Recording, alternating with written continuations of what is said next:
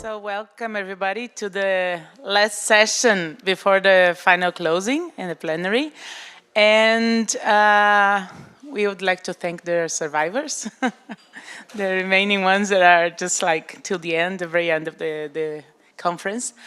Our session is on innovation and support tools. And as you see, we'll have quite some presentations.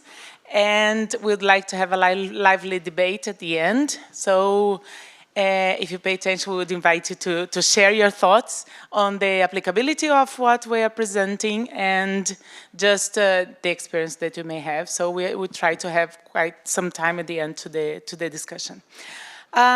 Just here in the scenery, the stage with me, we have I'm Carolina from Tecnalia. We are part of Clever City project. And we are presenting we are presenting the innovation tool that we have developed. And we have Sean Bradley that is moderating this session with me. He is also part of the Clever Cities. And he's from Groundwork London. And he will present some tool as well on decision support system that was developed in the context of the Task Force 6. If you're not familiar with the task forces, it's an initiative in the framework of Network Nature, and now we have the Network Nature Plus that are keeping this work going. And this is a transversal work that they are taking part many of the NBS projects. And we have also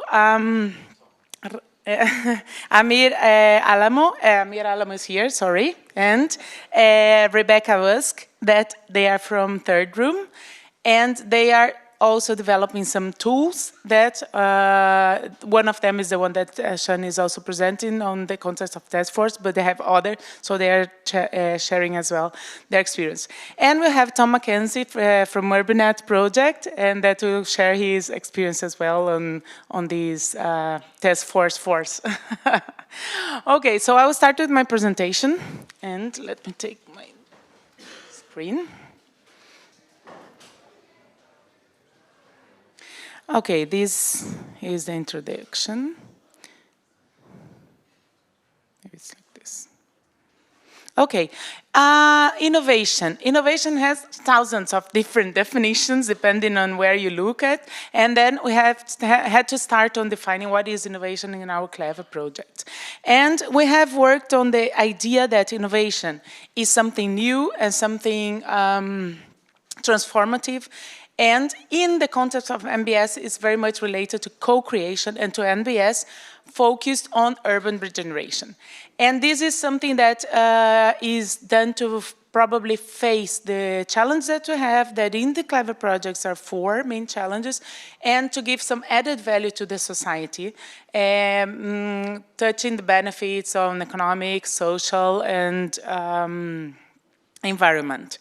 Of course, innovation can be focused one specific topic. Here in Clever, we have, just as presented here, the innovation in terms of the team that participates in the process, the ideas, relation, the sources, the process. We have many kind of innovation that we can consider here. So it's really complex issue to put in a task on a piece of paper, and in the case we did, in a web tool.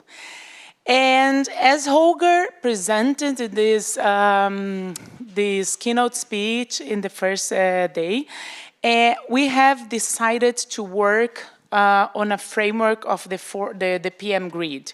He mentioned it very quickly at the beginning. I'm going to show the diagram that clarify a little bit what is behind this framework. There are 4 M's: monitoring, management, methods, and material. And the 4 P's that are place, people, platforms, and looking for having prosperity in the project and then the future of the project. And we have decided to create a tool that present innovation criteria in all these 4 M's, because I think it just cover mainly the aspects that we have touched in CLEVER in terms of NBS development and the process of the NBS implementation. At the beginning, we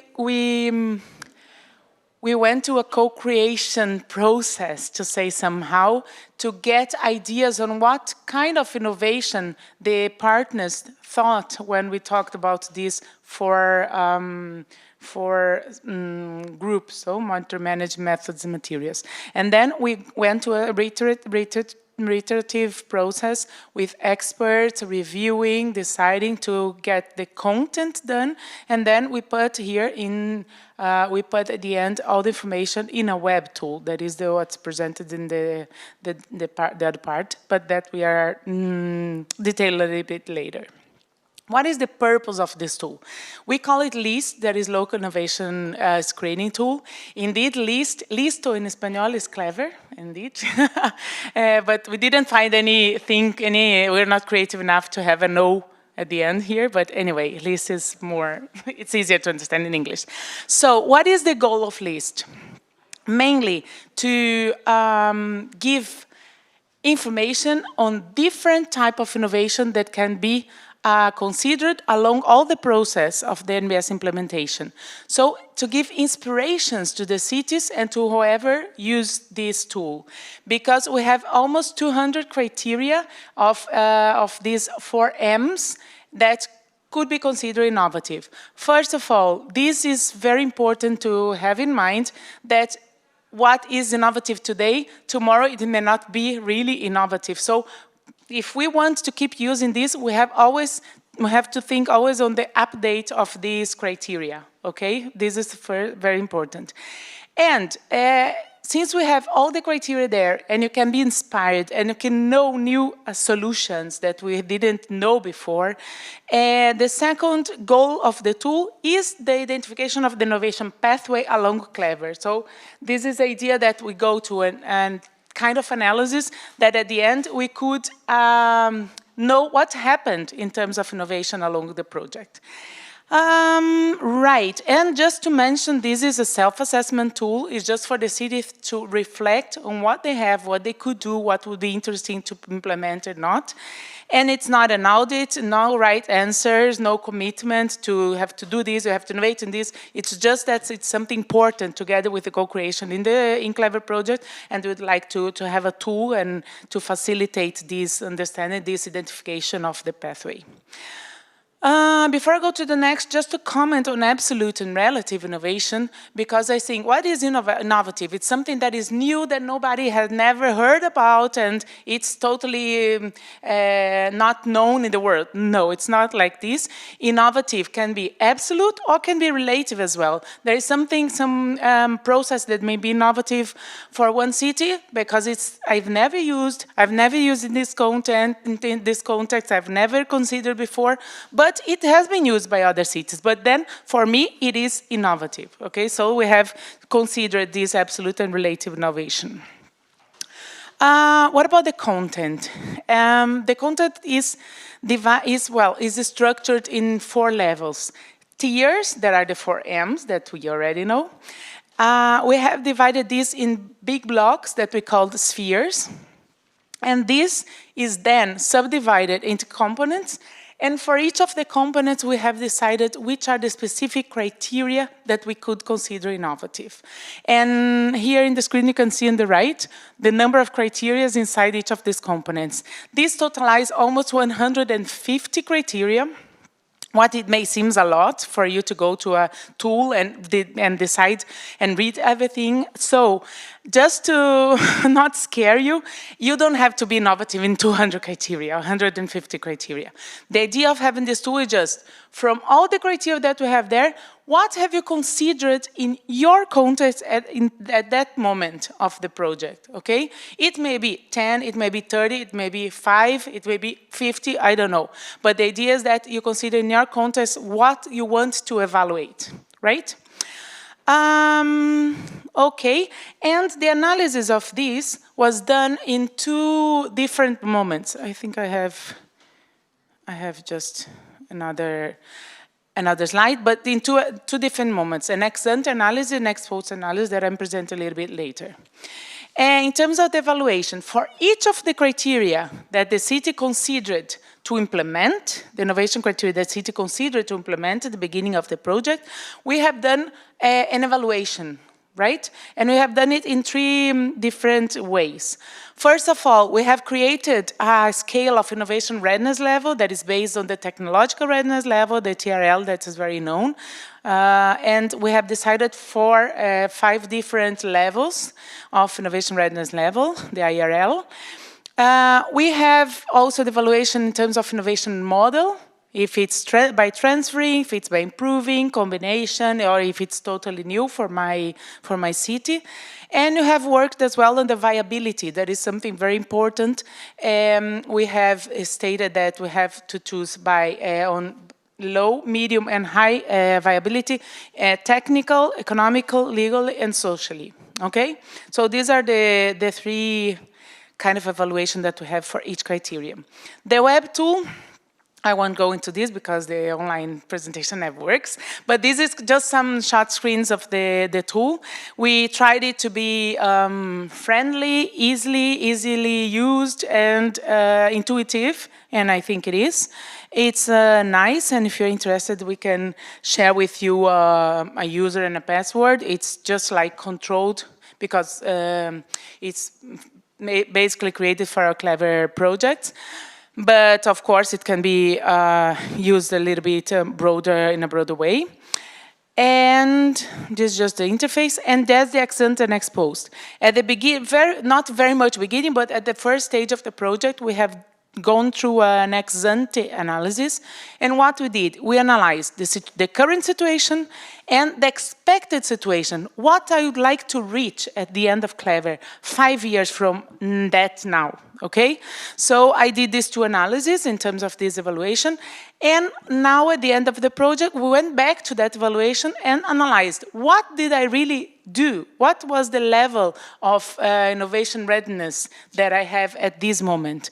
This way we could evaluate if we fulfill the expectations, in which level we fulfill the expectations, we can kind of make a reflection analysis of why I didn't fulfill that, and what was fulfilled, what was even better than expected, okay? So this kind of analysis is just to be able to identify this innovation pathway. That was the goal of our task. And we have here some questions that at the end of the process, the city were supposed to be able to answer. These and more. These are just some examples. I try to be brief on the presentation of the results. First of all, we did an analysis, a statistical analysis on the results that we received from the cities. We also did some interpretation from our perspective. It's a pity that we didn't have really time to go a little bit more in depth and work with each city on analyzing why this and why that, which level. That would be really nice to do. But we could not do it in the project. I think with the results that we have, it's really already super nice and super useful. We have a report already delivered. If you're interested, they have all the presentation of the tools, all the presentations, details of the results. And it's material enough for each city to take the results if they want and to make this reflection on their own. If they need help, of course, we are here, but we won't be really included in the results of the project. It will be nice to have had this time for interpreting the results according to the reality of each city. So we did 3 analyses for the ex-ante. Remember, the ex-ante was done at the very beginning of the project. We made an analysis of ecosystem. These are not supposed for you to read or to comment, or, well, if you want to comment, of course you can, but it's not the idea of analyzing the results in detail, just to see what kind of analysis we did, and you can find it in our resulting report. This is from all the innovation, the criteria that we had, which ones were selected by the cities in the 4 years. It's true that the front runners, as they had implementation, they have gone to the analysis of the 4 years, materials, methods, monitoring, management, while the followers, they were just sorry, because lots of followers worked as just like our front-runner cities with lots of implementation, but in the project they were more focused on the NBSC planning, so we asked them to complete only the management part, just not to burden with lots of requests. And this is the kind of the results. More than 50% were selected in all the tiers by all the cities, what means that there are high expectations of innovating.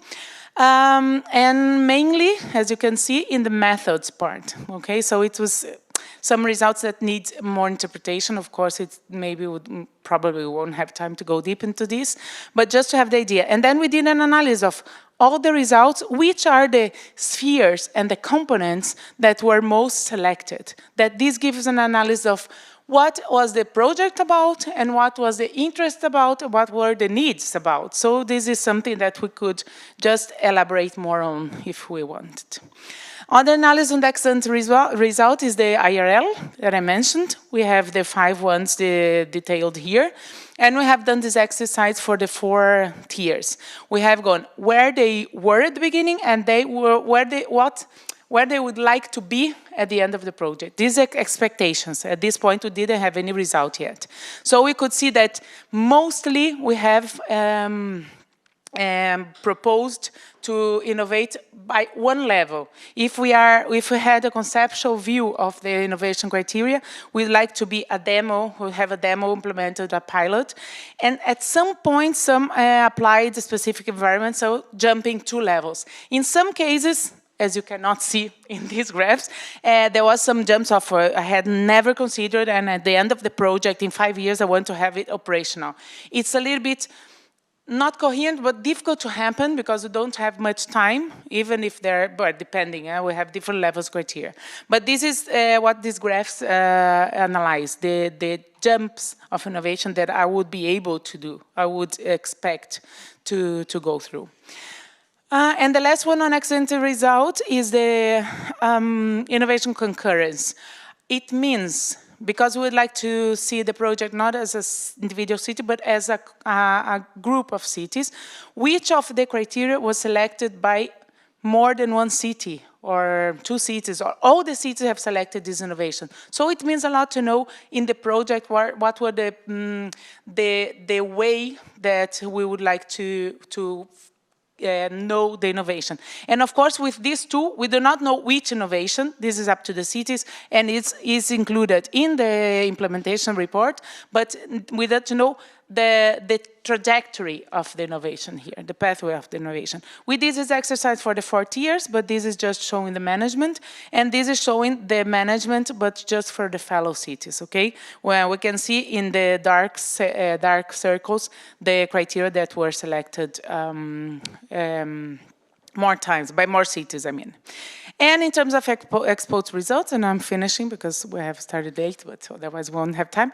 The exposed results, we did 2 types of analysis. The RLL achieved, so now remember that we have the implementation done, we have the innovation done, if it's the case, and have analyzed what were the general innovation readiness level achieved by the end of the project. So all the cities went through this process again and decided, now this criteria is at this level. So these are the percentages, and we can see that it's nice because IRL 3, 4, and 5 have the most percentage, and this is very important because it's already applied. But it's also interesting to see in which tier they are referring to. So we have the other analysis on the right, that, for example, in IRL 4, most of our criteria selected at the beginning end up in the IRL 4 that is applied in specific environments. And the last analysis that we did is the improvement of innovation readiness level. We analyzed the curve because sometimes it just moved 1 step forward, but sometimes it moved a lot. It was innovated a lot in a specific tier and not in other. This is presented here by tier, but in the report we have it presented by even, in some cases, some analysis at a lower level, at the component level, sphere level, sorry. And the kind of result is very difficult because we have so many things, so many ways to go, but we decided that this would be the most representative result to summarize what we did. And we have here two graphs on the left, and on the right we have these same graphs by tier, okay, just to analyze it more specifically. But on the left, is the one that I'm explaining to finalize the presentation, is the initial IRL and the expected IRL is the result of ex ante. So where we were and where we would like to be. We know that, we already know that the jumps, it's about one level. So like, for example, 202 of the criteria were at the beginning at the IRL 3, and they were expected to go to IRL 4. So this is something interesting to study. And the second one in the middle, that I have a GIF behind that is already analyzing a little bit the numbers, is the resulting, the initial IRL and the resulting IRL that we compared also with the expectations. Some of the results on diagonal, this diagonal indeed, means that they remained at the same IRL. This would have to analyze by criteria what happened. If there was an advance but not enough to go to the other IRL, or if it was not touched at all, I have expected to do and there was nothing done because of different reasons, pandemics or whatever, or if it was a mistake because this is a tool that is the first time that we're applying, and it has lots of space for development, and we'd like really to improve it in the future. But it may have some problems, or even if the city were just like very conservative when expecting to innovate, and at the end it was really possible to innovate, or the other way around. They are just like, maybe I'm not innovating that much, so it depends also on these results. And these would have to be an analysis case by case, so it's not incorporated here.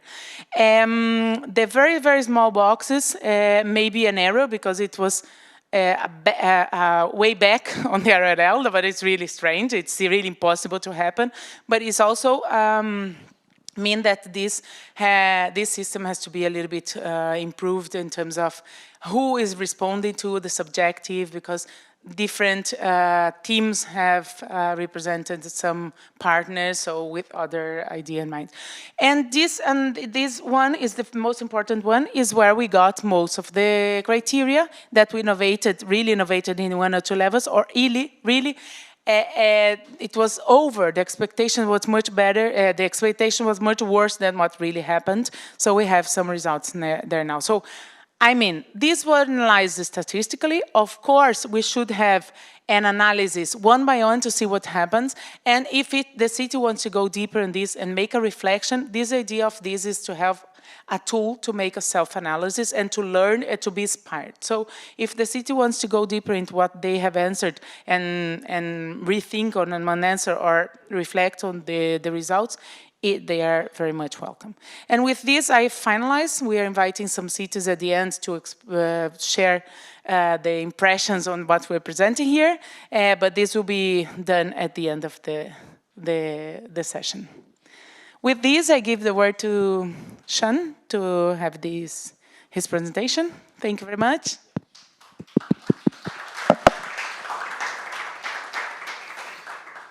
Okay, hello. If you haven't met me yet, I'm Sean Bradley from Groundwork London on Clever Cities project, and I'll be going into this just to actually let you all know. Essentially, we'll be asking only one question for the invite panel members, but also for you at the end.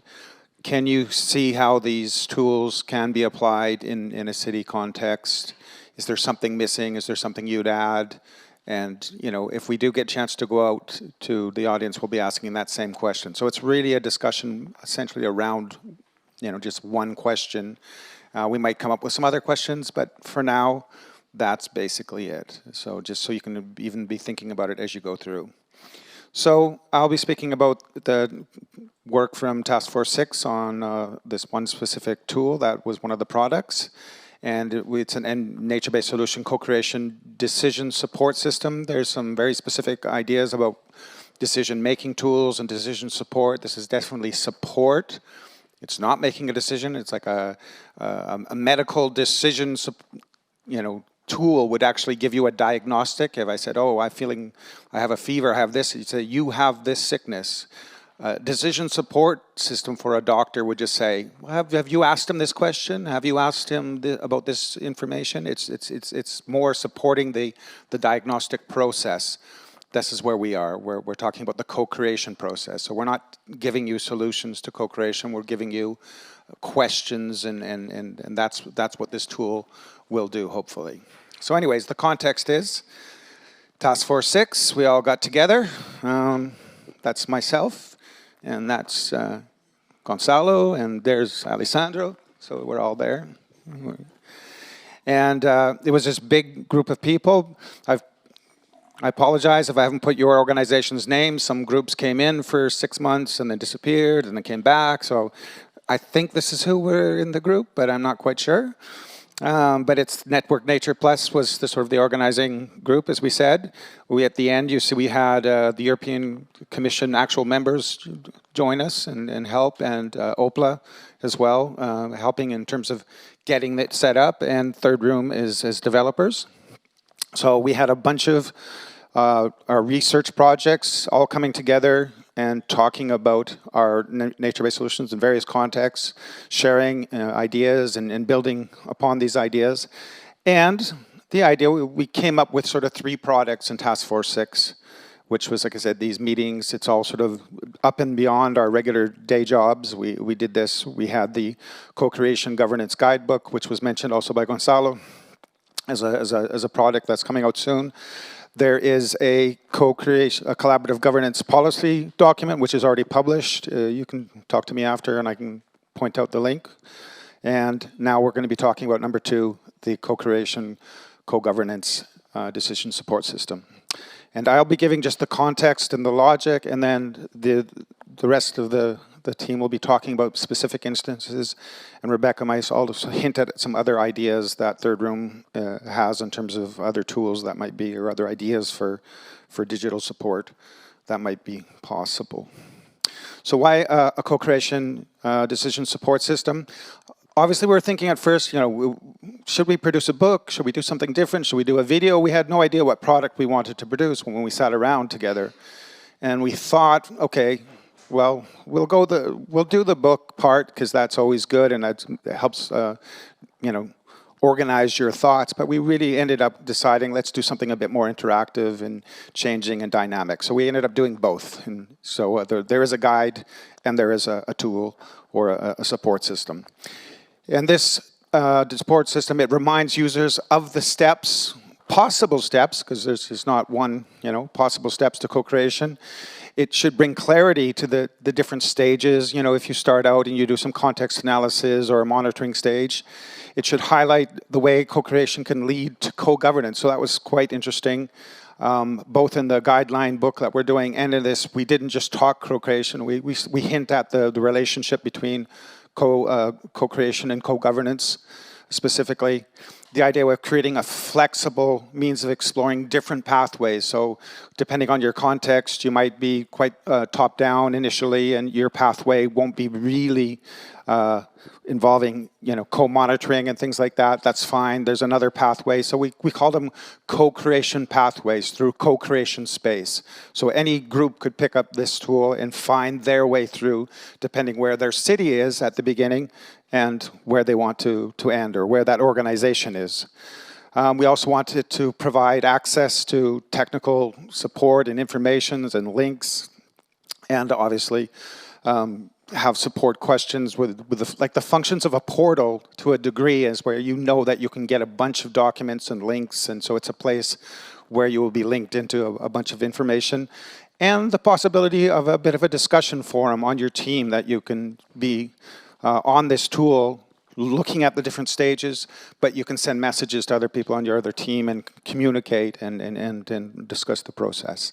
Finally, we wanted a system that can adapt and evolve. So each team or each group that signs in and uses this tool, which you will see a skeleton of it today, it is possible for you to adapt and change it, and the editors could actually make that a permanent part of the tool, so it'll evolve permanently.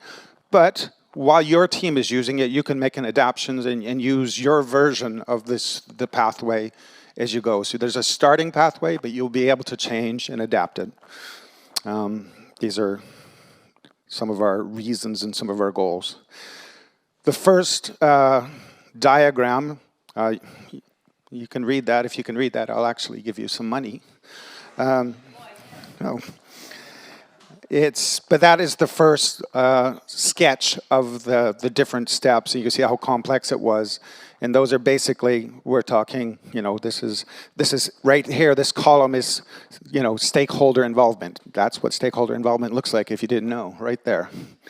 So it has stages. At the end, they're co-designed. The curve is our co-governance section. So there's a logic there that was going to be transferred into a more dynamic tool. But that was the very first original decision tree that we developed. And our target audience is who we were thinking we were creating this for. So obviously, it's more for those sort of professional actors, people who are going to be actually doing co-creation. So that's the sort of main thing, people working with different stakeholders.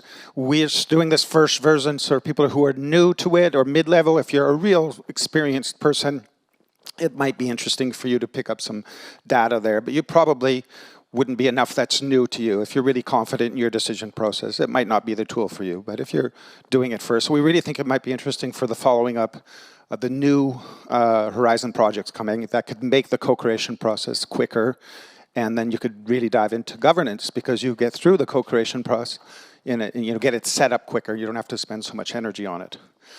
So municipal, non-government organizations, all sorts of groups would be interested who are actually involved in the process.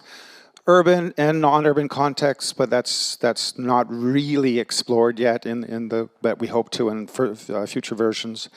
And probably good for presenting it to policymakers, but it's not a tool that a policymaker would look at. It's just too much information, too complex. It's not that synthetic.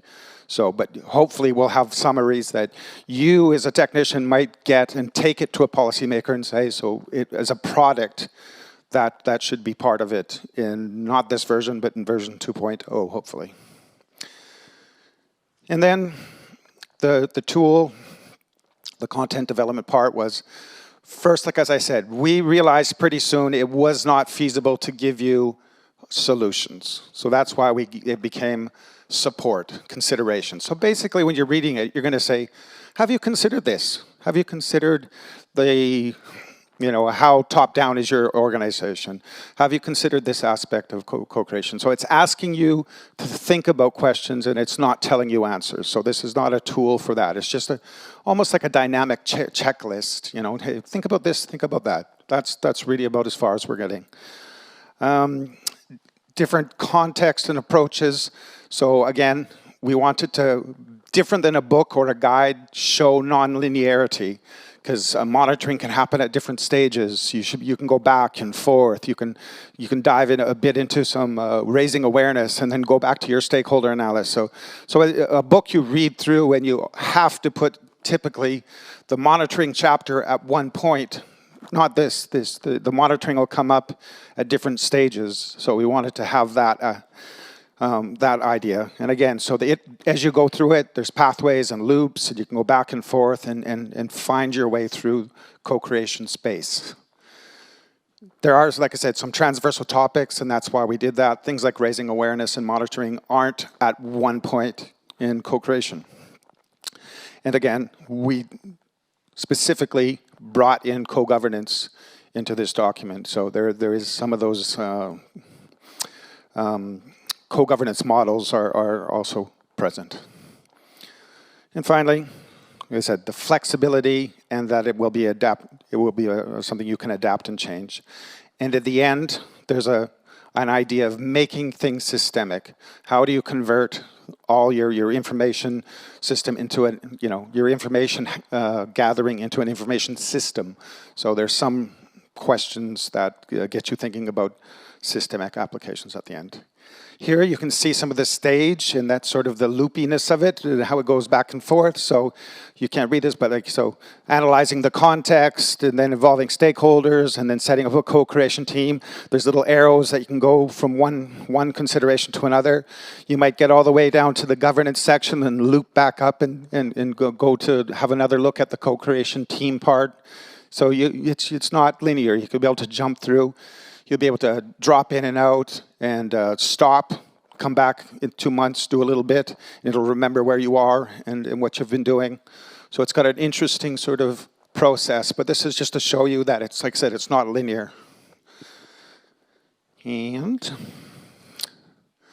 we look at the content. Oh, oopsie, too quickly. The content, again, starts out with these considerations. Have you considered this? Have you considered that? There's little technical notes. They're about 500 words that have a standard format, and I'll show you a bit of those. There'll be co-creation tools. In this case, when I say tools specifically, I'm talking like brainstorming or, you know, World Cafe things and those typical links. So there'll be lots of links to those specific tools. And there's co-creation case studies, but often not the whole case study, a little specific subsection that will be used. And I said policy summaries, but those will be in version 2, not version 1. So a consideration, for example, have you considered the level of apathy, engagement fatigue in your community? This is all it is. So it's not, like I said, this is not highly somebody who's new to the process, you know, and then there'll be some, if you can choose some options. Is it extensive? Is it, you know, common levels? And then there's little sub-questions as you go through. And then there's a governance section as well, based on our research. Alessandro, you're here as well. Good work. And again, considering how you move towards collaborative governance, there's some processes that can be explored. But tech notes, as I said, will come up like this, and we have a mostly standard sort of a context, issues, solutions. So it's kind of a standardized tech note that's really short. And then there'll be links into full-on documents and books through that, so you can get to that eventually. But there's this quick summary just to get some detailed information on it. And then, like I said, tools for different stages. You'll get lists to SWOT, to brainstorming, to things like My Ideal Neighborhood, all sorts of little tools that it'll connect you through that could be nice for different stages.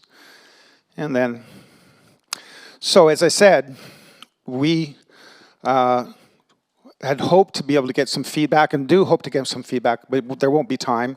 So what we do want you to do is contact me if your city or your project would like to trial this out, and we can do one-on-one sessions. So if you could contact me specifically, we'll set up one-to-one sessions, and if we can get some people doing testing for this beta version now over the next 6-8 months, that would be a success. So please contact myself to set up these sessions.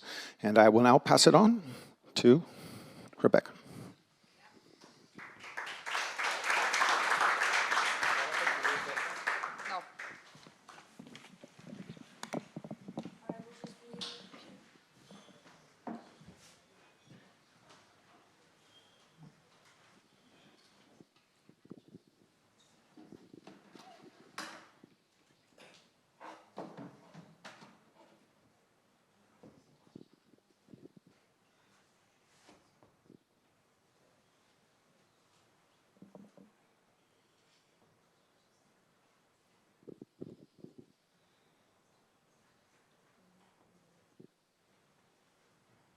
Yes. Hello, everybody. I'm just starting maybe telling that the reason why I'm over here with the computer and not just sitting over there is because we're actually going to demo some of these tools online for you. But I would like to start introducing the development team that I've been collaborating with the Task Force 6. Myself, I work for Thirdroom. I have 5 years of experience working with research, development, and innovation projects regarding open innovation and collaboration projects. And I have been working with Thirdroom developing this open platform, especially experting in actually disseminating projects in a very easy, simple way, so it's much easier to engage a broader audience in the projects that we are working with. And actually, as well, I'm right now co-founding actually a new company specializing in exactly the thing about connecting these networks of resources that's been taking part in this conference, as an example. But I would actually like to introduce Amir, who is sitting here next to me. He is the technical part of the team. He's the developer of the DSS system that we're going to demo a little later. And maybe, Amir, you want to say a few things about yourself? Yeah. No? Okay. But he's a very talented data and AI engineer, has a lot of experience actually both with developing DSS projects, but also working, specializing in recommendation systems on large language modelings. But Tom, maybe you want to present yourself. You are our consulting project manager who has a lot of experience in this specific field. Okay, so just a word or two before we get into the details of this decision support system which we're going to be developing. I came to this project as with, let's say, 5 years experience of the world of nature-based solutions. I've been working as the head of the team that's been in charge of communication and dissemination for URBiNAT, so one of the sister projects of the CLEVER Cities project. In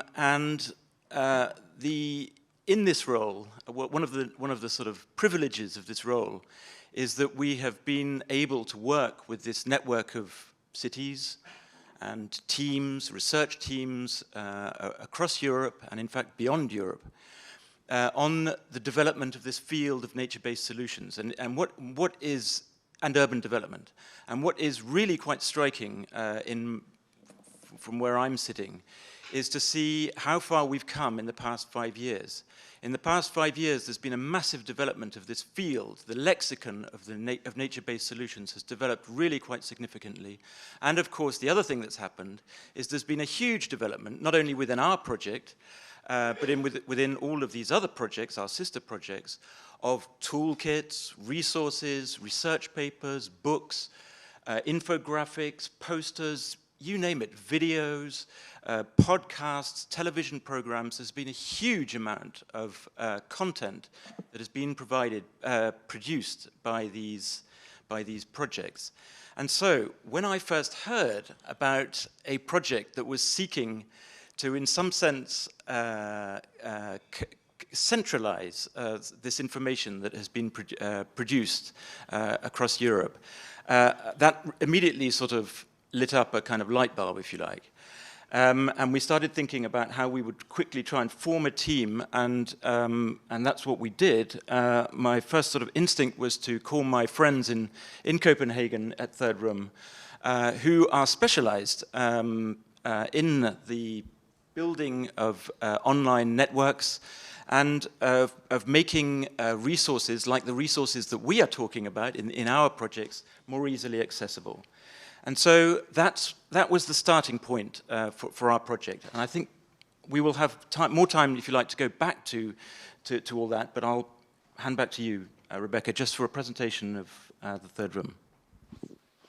And before actually giving the stand to Amir and actually demoing this decision support system that we have been developing together, I would like to just very shortly introduce Thirdroom, so you get the context of what we're doing with visual communication and trying to simplify these very complex projects that we are working on. So just a little bit about Thirdroom. We are actually a research-based spin-out from Roskilde University in Denmark. We've been creating these digital platforms, especially being tested by students and startups, but with the aim of actually having a place where they could disseminate their projects, their ideas, their results openly, not only to the university they're part of, but actually across universities and to the broader public. The two features that I'm gonna focus on today with Thirdroom is the ability of having this very visual, very clean project portfolio, and how to actually use this a very visual as well timeline tool that's supporting this dissemination of projects. So this is an example of my profile on Thirdroom. It's a CV, it's a profile as you know it from other social media, with the ability to write some text about yourself, having an introduction text. So scrolling down now, if I can, yep. Here's the projects that I'm currently working on that are lying here openly on Thirdroom. One of them being this exact project, developing the dynamic decision support system together with these guys. So I'm actually gonna show you how we ourselves has used Thirdroom to disseminate this exact project, going from the very start of being presented with this call for proposal, sharing actually the initial proposal of this project from our side, giving us some insights about the kickoff meetings we've been having with the Task Force 6, the following meetings, contracting, actually mapping out this decision tree network that Sean showed us before, has been actually accessible in Miro. So by actually just embedding this into the timeline, we've created this shared space to understand the development of this decision tree, but also actually having a shared space to understand the user journey, also in collaboration with Sean and Knul Erik from the Task Force 6. Creating documents, really understand the need and the cases of actually you guys maybe using this system at some point. Going back to the timeline, as you can actually see here, we are right now in Hamburg, the conference, Clever Cities. But as you can also see, this exact project is actually not closing before the end of November. So what we're going to demo for you today is actually the first beta version. We're actually, as you can see, the second milestone being October 15 was delivering this beta version, but Emir has been doing a really, really great job, and we're very happy actually to be able to demo this to you and hopefully get some feedback right away. So I think I'll actually give the stand to you, Emir. Going back to this one.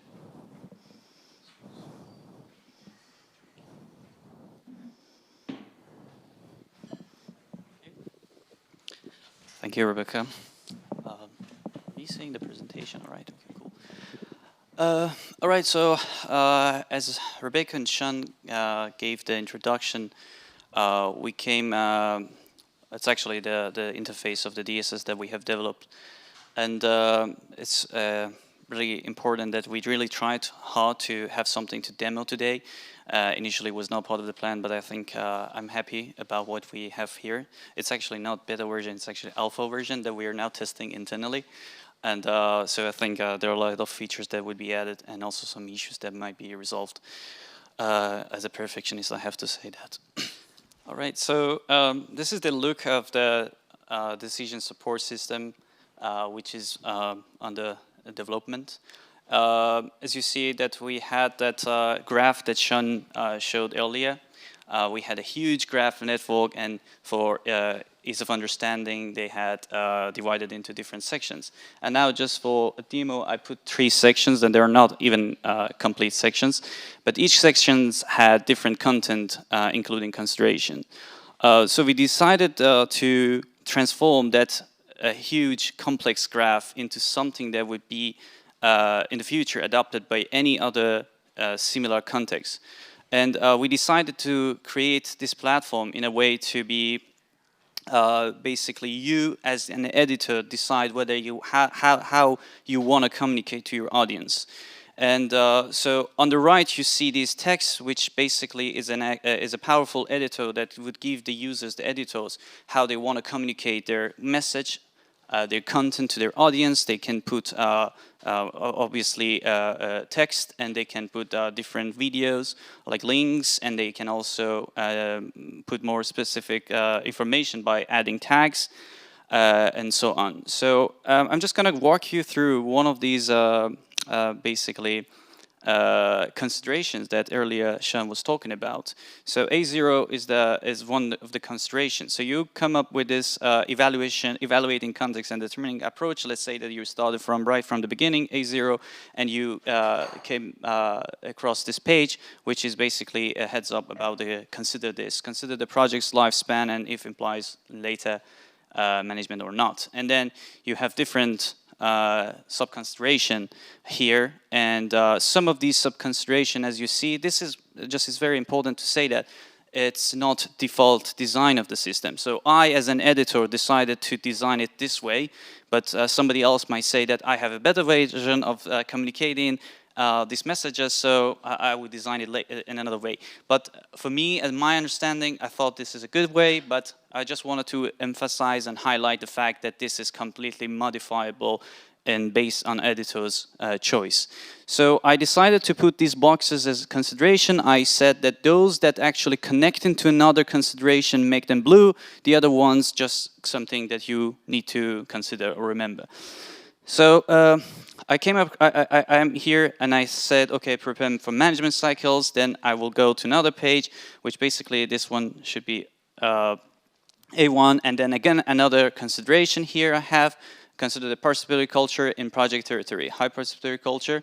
And then there's a message here, a consideration. And then again, I have another one, which is a blue one, means that it's connected to another consideration.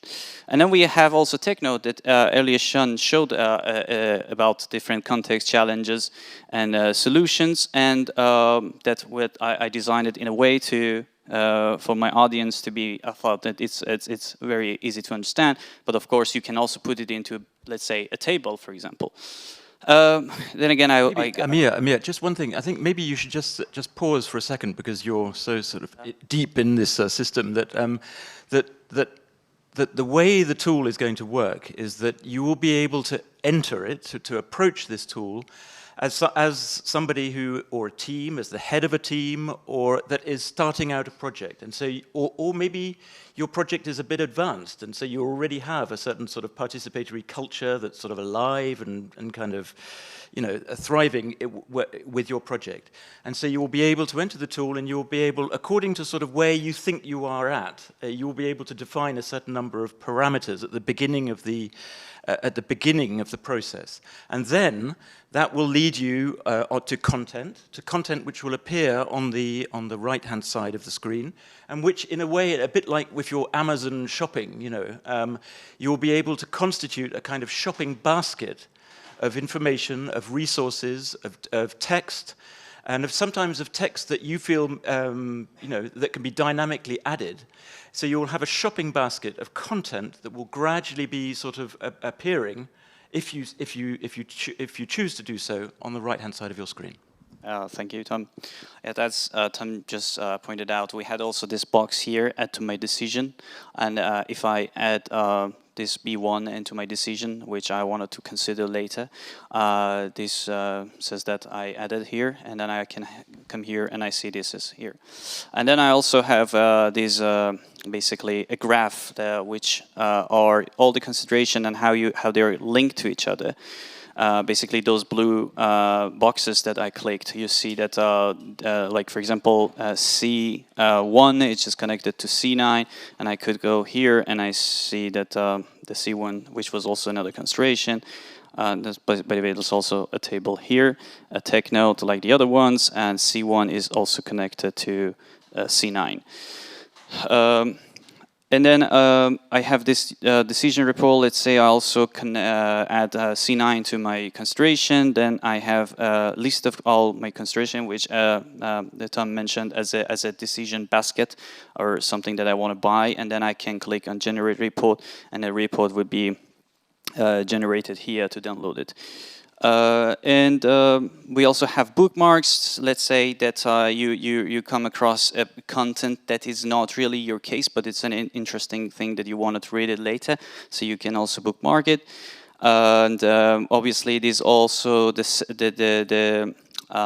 you can also click on these, let's say, considerations, and then you get a search result on the left, which again, it's up to editors' choice how they wanted to rationalize and contextualize their content. So I wanted to just recap, is a very powerful editing app that helps teams to contextualize their needs, the contents based on their needs and based on actually how they desire to communicate to the audience.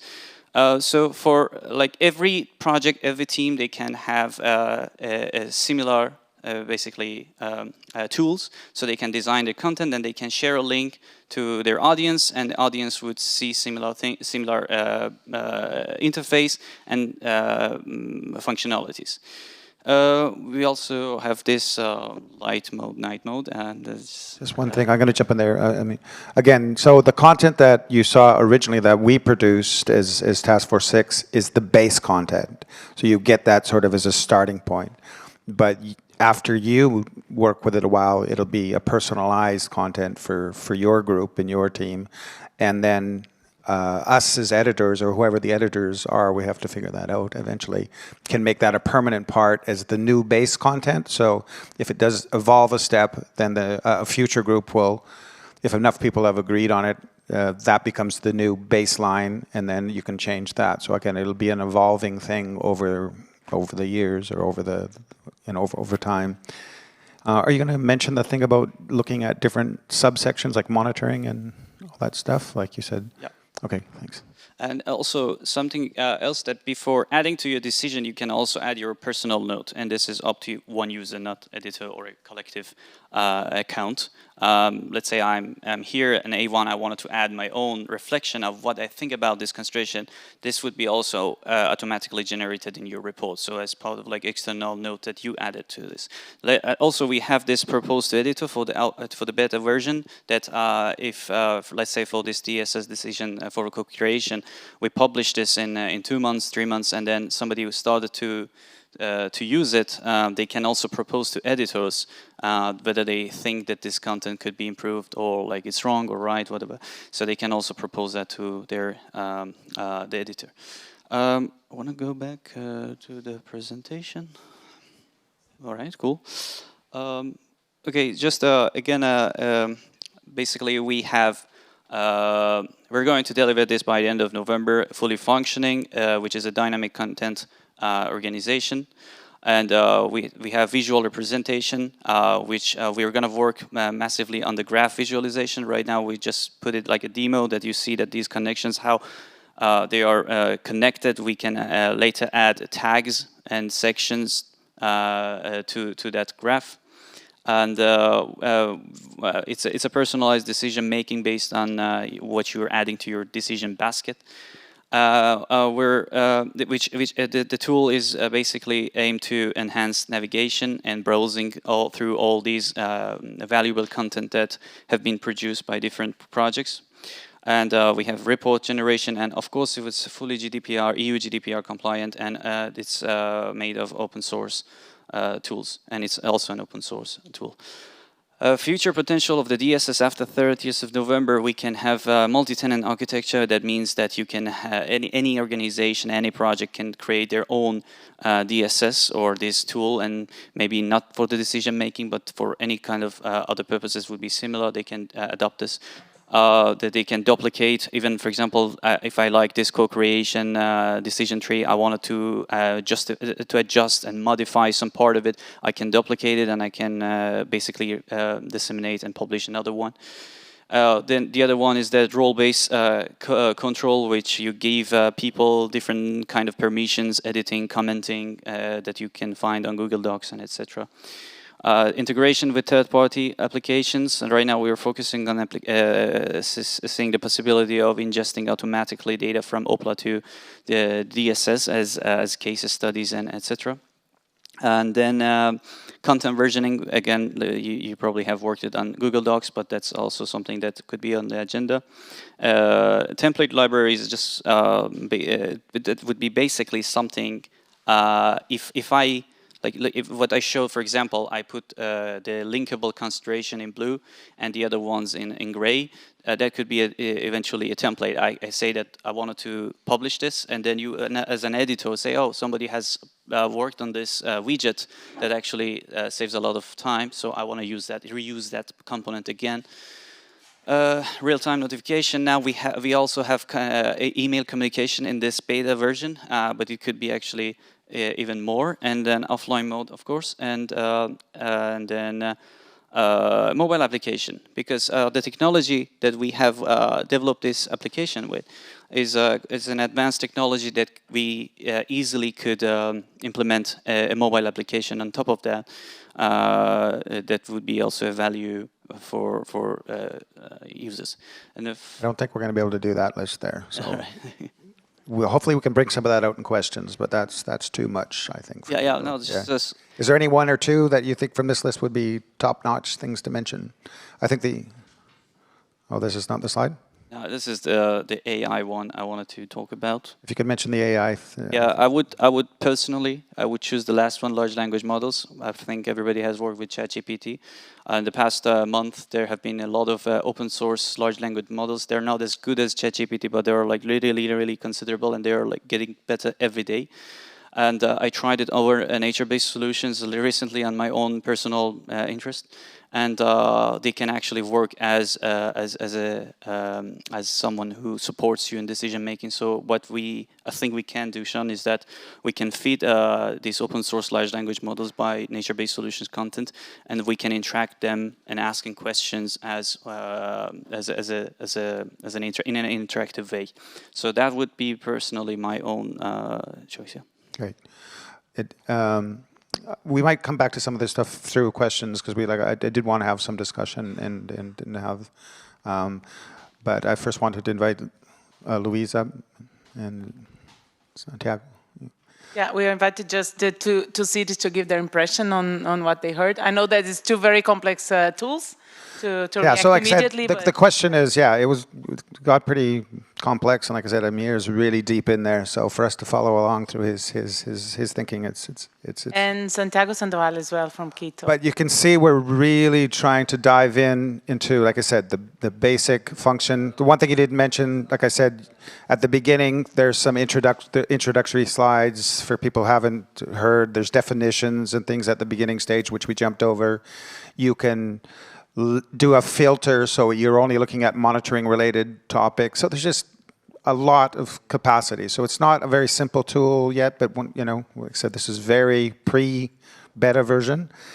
And really we want to find people to work with us now over the next 6 months and do some more. People who will, we can set this up so you can use it, and then we'll have a meeting with you, and you guys can give us some feedback on what's working, what's not working. And then we can finally get a version, a final version that we can really share. But the first question, like I said, for you, but as our representatives of you, is to people from different contexts, different cities. And the question we want to ask is, can you see the list tool, if that caught your eye, or these tools, or some of the things that Rebecca mentioned? Can you see them being applied? Is it something that and how you would apply it, or is there something immediately you think that's missing, or is it, or some issues, or just your evaluation? And I'll hopefully ask a few people from the audience as well. Yeah, well, I'm going to give you my opinion, because I'm coming from the municipality of Madrid, and we have been in a way a little bit in contact with these tools. Well, I have to metabolize all these things. I mean, sometimes we see that you are in this 22nd century, and we, the administration, are in the 20th century. So there's a gap. We are convinced completely that these tools had to be applied in the future. Because I was taking some notes here about we in the administrations, or where we are talking about climate change or all these things, we think, we are persuaded that we have to increase complexity. We have to systematize the intuition, or have an assessment of what we are doing, because as we are growing in complexity, we are losing the diagnosis, we are losing how we are advancing, and we got lost. So we need all these tools. The thing is, how can we make it easy for us? Because many of times we are overwhelmed because by our day-by-day work, I mean, we are involved in project, we are answering the citizens, and so how these tools can be now applied.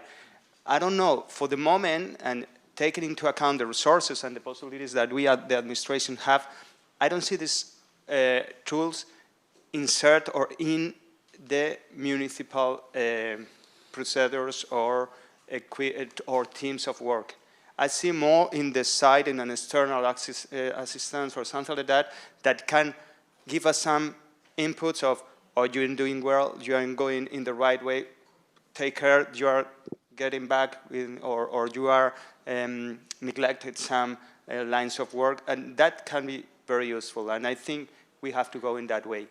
And well, what we need in administration is very easy things, very intuitive, and very well, that this assessment that comes from the external assistant and put some order in our lines of work, in our direction or policies development.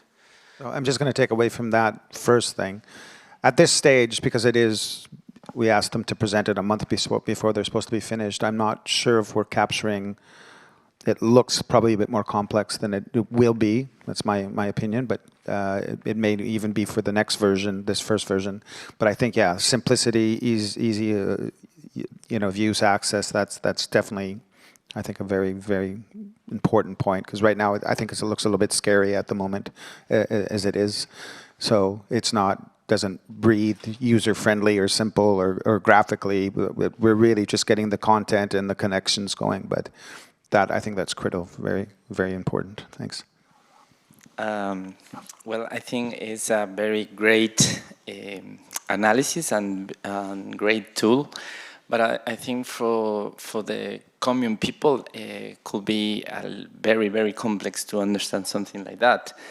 And in the field, probably the NBS could be easy tools to work together with the people. So if you are talking about social innovation, the key is social innovation is the key for improving the territories, even more than methodologies to understand NBS. So I think everything, all the methodologies that we can develop in could be easier to understand the territories, the local territories. And it would be great if we could analyze the elements of local knowledge that facilitate the generation of social innovation, which means probably we could talk about in a three contexts. I was listening to you, but something is missing about human, structural, and relational for the people, in order to improve the social basis, and in the framework of organizational reform, territorial, structural, and digital agendas. So I think all of that kind of methodologies and all of that analysis could be better and easy to work in a diffusion of the innovation in the local territories. Again, I think that, yeah, similar, making it more accessible in that sense. I'm going to pass over to you in a sec, Tom, to get your opinion. Somebody who has a couple hats, is URBiNAT, is a resident of Paris, and et cetera, et cetera. But I think we have to remind people that this tool is sort of for professionals. It's sort of for app people applying, where we thought of it as that way. I've seen similar tools that are geared to a community getting themselves organized, and I don't think this covers that. This is sort of for us who are often in this session, and we're starting projects out. That was our first, like I said, our first users. But we do want to do a version, like again, for somebody who's brand new, So the interface would be different, and then a version for somebody who's mid-level. So you indicate that at the beginning, and it will appear different to you at that stage. Tom, could you just sort of give your sort of your idea on applicability? So yeah, no, I think it's important to say that what you have seen today is the sort of the alpha version that's presented by Amir, and so that what I think you're starting to see is the sort of the technical back end of this tool. When Rebecca and her team, who are the difference between Rebecca and Amir is that Rebecca is very much in the sort of the design, the user interface kind of bit of the tool, and so we haven't really started on that bit yet. And so when we start to roll that out, then I think it's going to be a much more attractive tool, a much more sort of intuitive tool to for users, for newcomers to the thing. But I really take your two sort of initial kind of off the cuff, immediate kind of reactions. I think we do need to simplify quite a bit. I think what you've seen is our sort of initial interpretation of an incredibly sort of complex constellation of considerations and technical notes and things which we were given and which we have tried to translate into a sort of technical platform. And so we have the sort of first version of that, but then there's a lot of kind of simplification that we need. But, you know, one thing that, just to come back to, just as the sort of the reality, the real sort of world that of nature-based solutions in which we are all operating, I think a meeting like this one, which we have just spent the past 48 hours in, I think is evidence that there are a fantastic amount of tools, very useful tools, toolkits. Yesterday I was in a session on this governance atlas for nature-based solutions. These sometimes I'm sort of finding out about these incredible kind of resources that have been developed in projects in different countries and sometimes in different languages, and we're not, as a community, necessarily sort of aware of the productions of our, you know, our peers.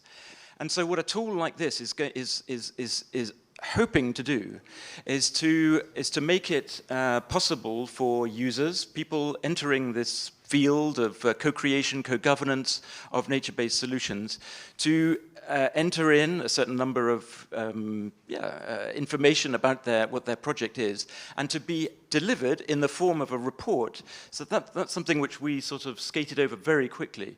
But in fact, when you have gone through the decision support system, which will take you half an hour, maybe.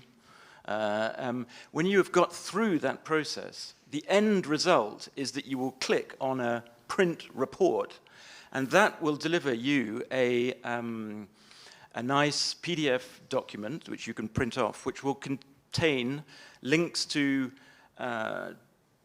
content that's been that's sort of fixed static content, but it'll also contain content to other projects, resources, other websites, toolkits, all of these kinds of things which are, you know, already exist. And the final thing I just might add is that I think, Sean, you've already mentioned, but the version of the tool that each project leader will be given is a sort of version with a certain amount of static information in it.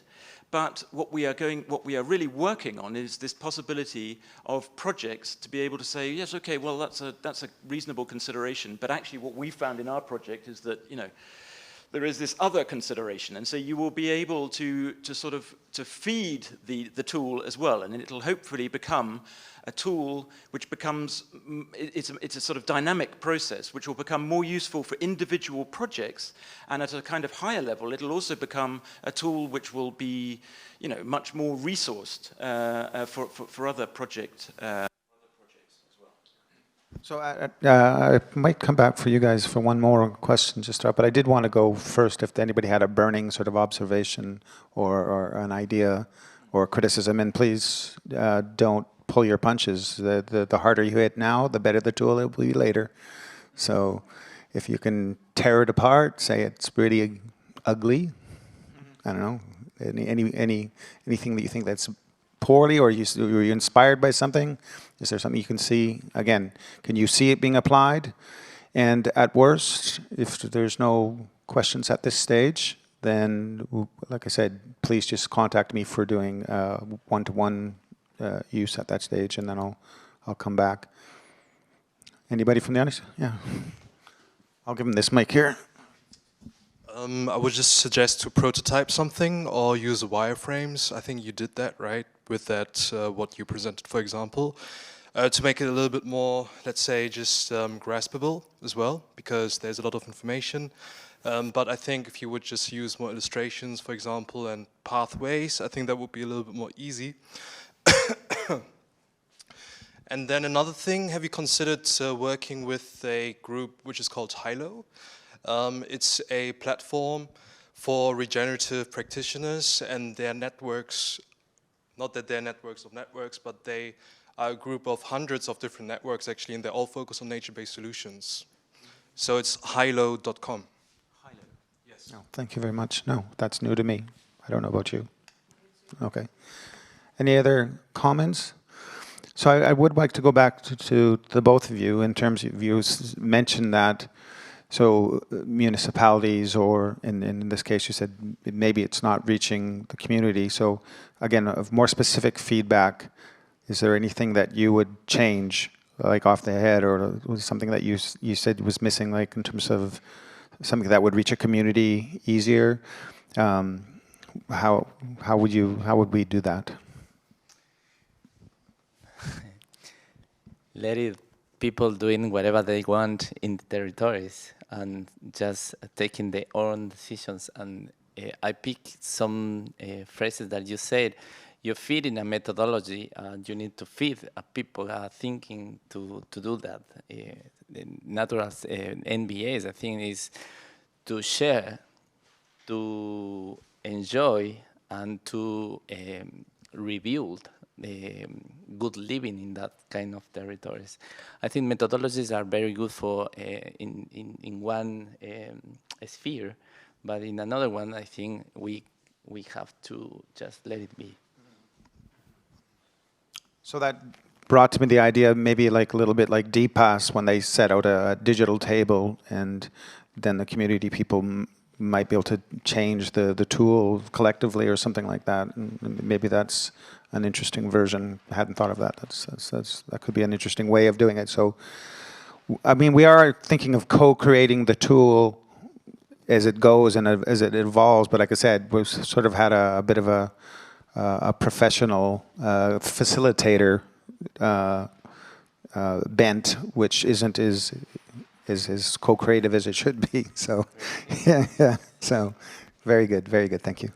Yeah, well, just saying that from the point of view or fitting that to the co-creation process, I think I have some position that when you talk about co-creation, I think is key the contact persons.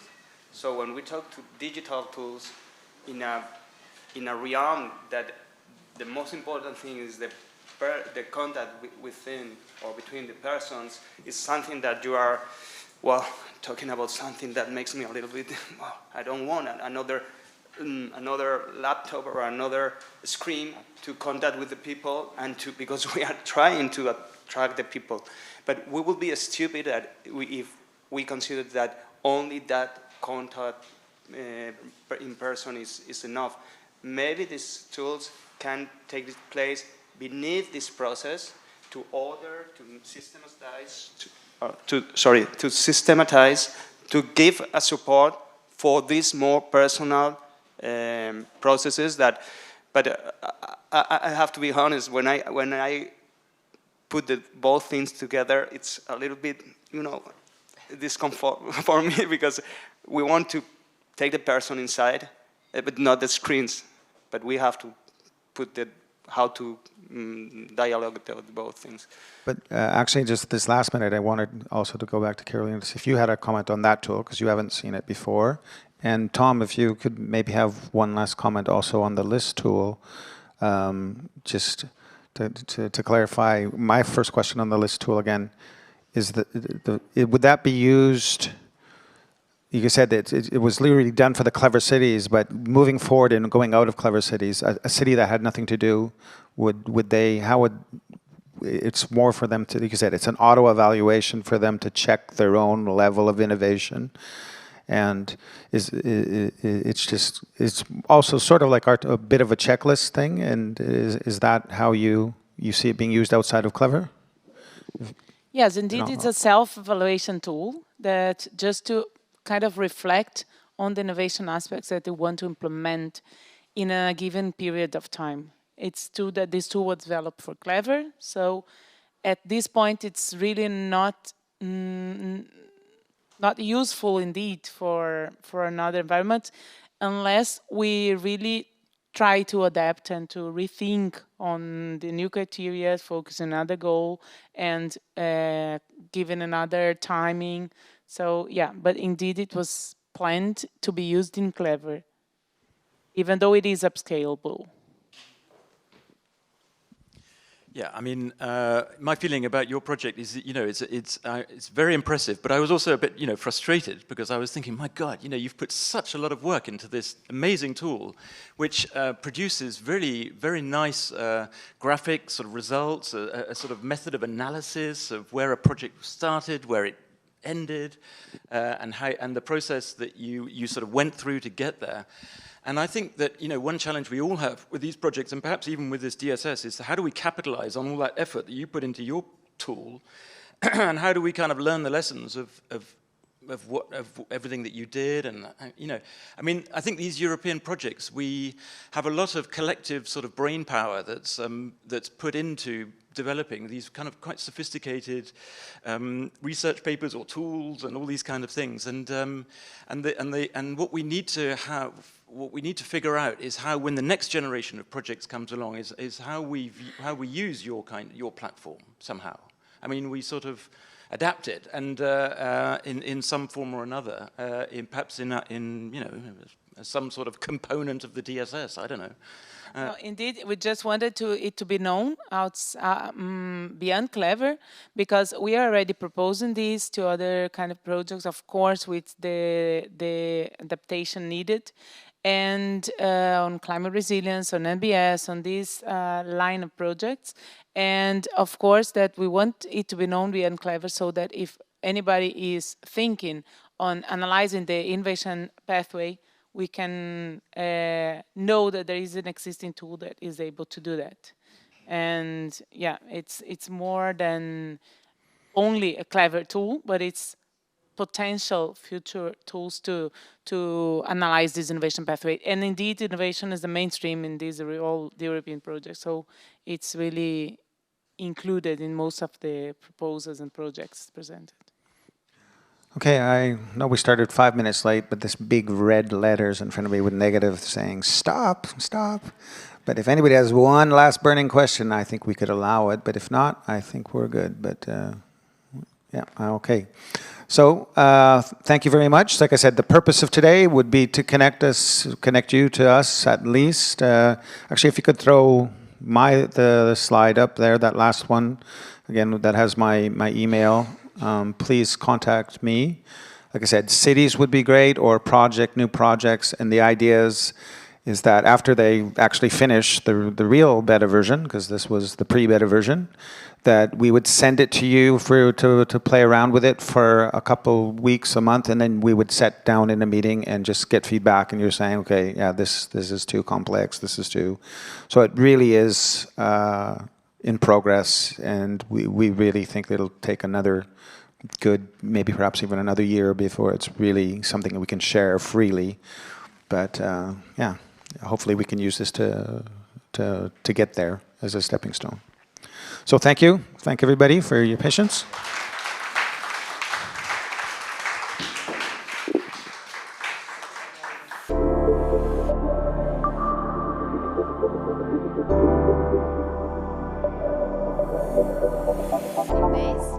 Thank you for being ready to once again look back at our experiences and reflect. Yes? But you were not supposed to. You'll come at the end.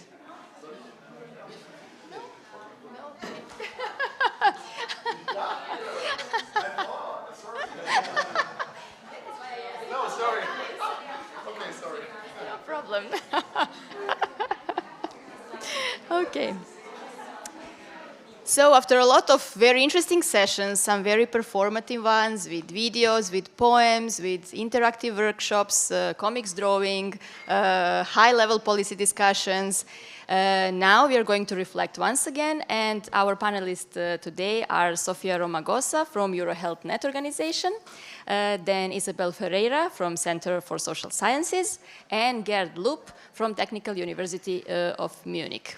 And we will try to talk about cross-pollination of different projects, and we will give floor first to Sofia, who is participating in two recently initiated projects, Resonate and Feast.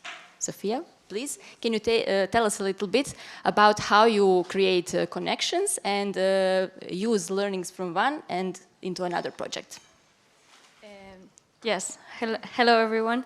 So my name is Sofia and I work for EuroHealthNet, which is a European partnership of organizations, authorities and institutions that work on public health, health promotion, disease prevention, with the aim to reduce health inequalities in Europe. And we are involved in two different European projects. One is the Resonate project and another one is the Feast project.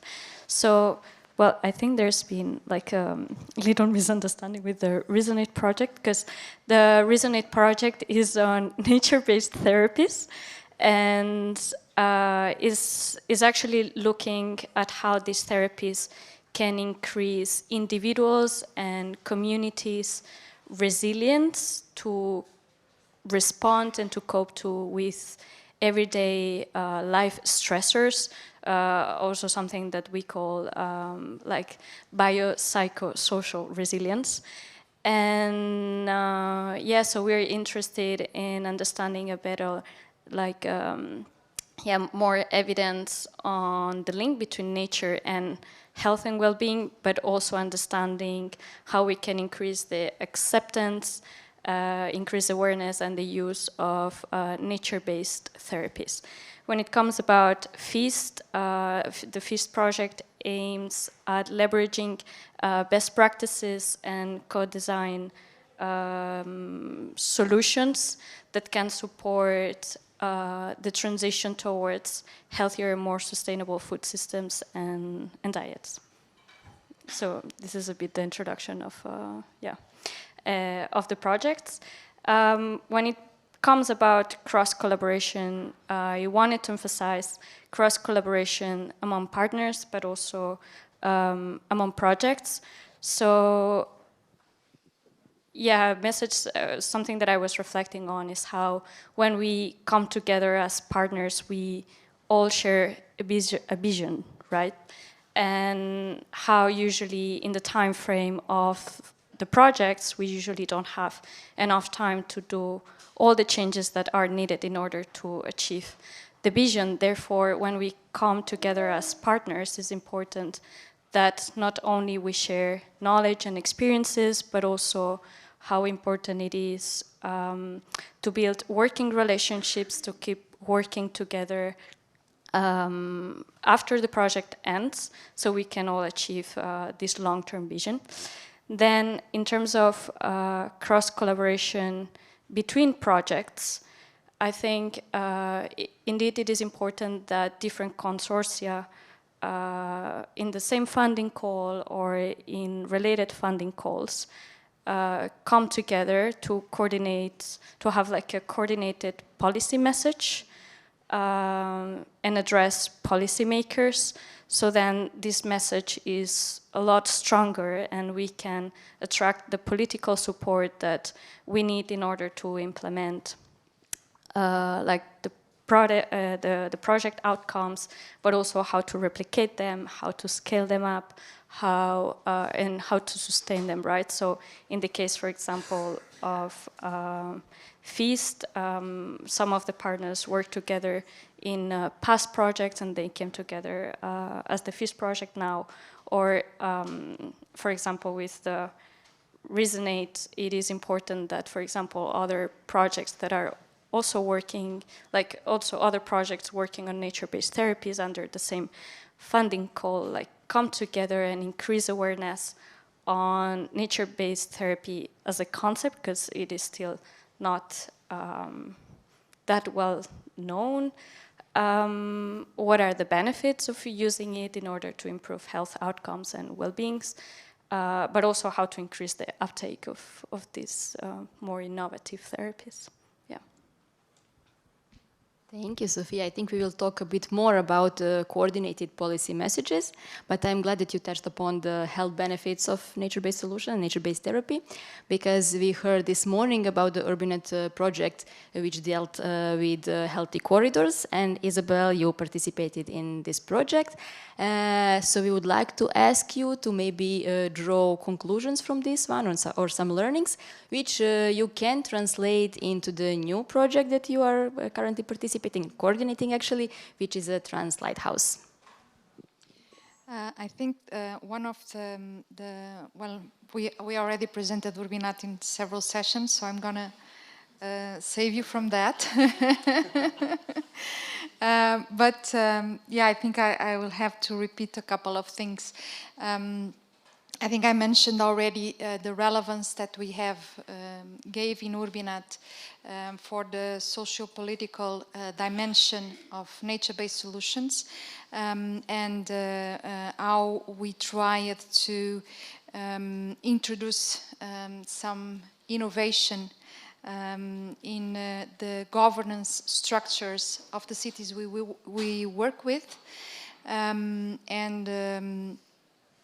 what we intend to do now. Of course, the room that we had to do that was till some extent limited, in the sense of the focus was on the more the product, of course, the process also of co-creation.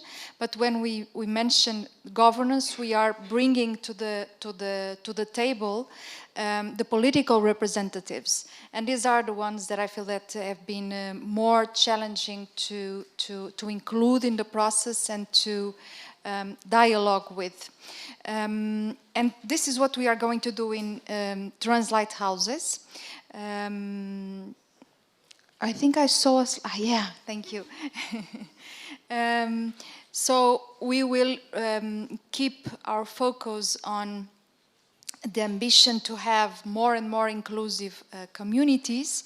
Trans is the acronym for the T for transformative, contributing to the full potential of nature-based solutions with communities.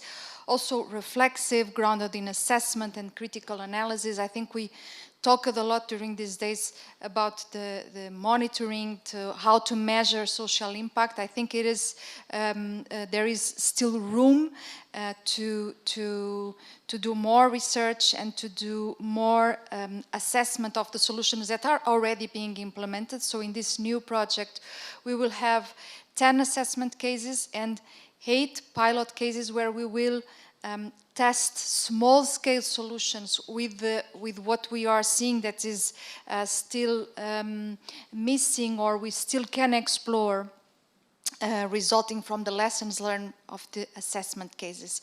And in that sense, we will keep on looking at how we can create just nature-based solutions, and how can governance techniques contribute to that ecological and social justice of nature-based solutions. Now we are not talking only about living labs, we are talking about living knowledges labs. It's a word that does not exist in English, but it refers precisely to the many types of knowledges that we need to have to create sustainable, inclusive, locally fair nature-based solutions. And so we will continue the work that we are doing in URBiNAT regarding the governance, we call it governance archetypes, so governance models, which we are trying to model. It is quite challenging, but we are trying to look how the same typologies of governance frameworks can deal with the challenges and opportunities to create nature-based solutions. And then also the North-South community of practice. We had already some discussions regarding the epistemologies of South. We are always learning so much with the epistemologies of South, and we intend to do this much more intensively in this new project. We have a number of partners from the Global South, and we are very much looking forward to collaborate with them and hear from their experiences. Finally, I would like to present you also something that is related with this cross-project collaborations. That is the work that we have been doing within the Task Force 6 dedicated to co-creation. Some of you have heard in the previous section, the presentation of the decision tool. We are actually in the next slide. Yeah. Yes, but I think at this moment I would like to address Gert. Gert is also taking part in the Trans Lighthouses project, and he's bringing his knowledge from the previous one, which is Fuzikos, with a bit of different topic that we did not discuss much. So can you please briefly explain us the project and learnings from that one? Yes, so thank you much for being here and for being on the panel. What I would have to say is I also think about clustering of projects. So the idea was, there's also the idea of speaking of sibling projects instead of sister projects, because new projects are following up, other ones retire, but also there are different calls and different topics on nature-based solutions, and also I think it's very worth having the cross-fertilization of it. And I have to say, nature-based solutions, it's a very, very big topic and a very, very big issue in urban areas. Okay, the majority of people actually live in urban areas or in cities, but don't forget the countryside. We have a lot of space to do, to work on. We also need to find solutions. Climate change is speeding up. We have really a lot of very, very, very pressing issues to be solved and to be addressed. And if you look at what nature-based solutions are in the countryside, some of them are quite similar to urban areas. So you have also natural hazards. So Fuzikos is basically deriving from a hydromet call. So we deal with hydrometeorological risks in mountain areas. So it's landslides, it's avalanches, it's rockfall, it's erosion, but it's also flooding. And we try to, during Fuzikos, we try to demonstrate that there are good solutions that are quite simple to implement. They can be useful. Can you just go the slide back again, please? And so some of the solutions are quite simple, or seem to be quite simple, like planting trees, forest slopes. Try to re-establish forest where it has been dying because, for example, for climate change reasons. So trees are dying of drought, of bark beetle.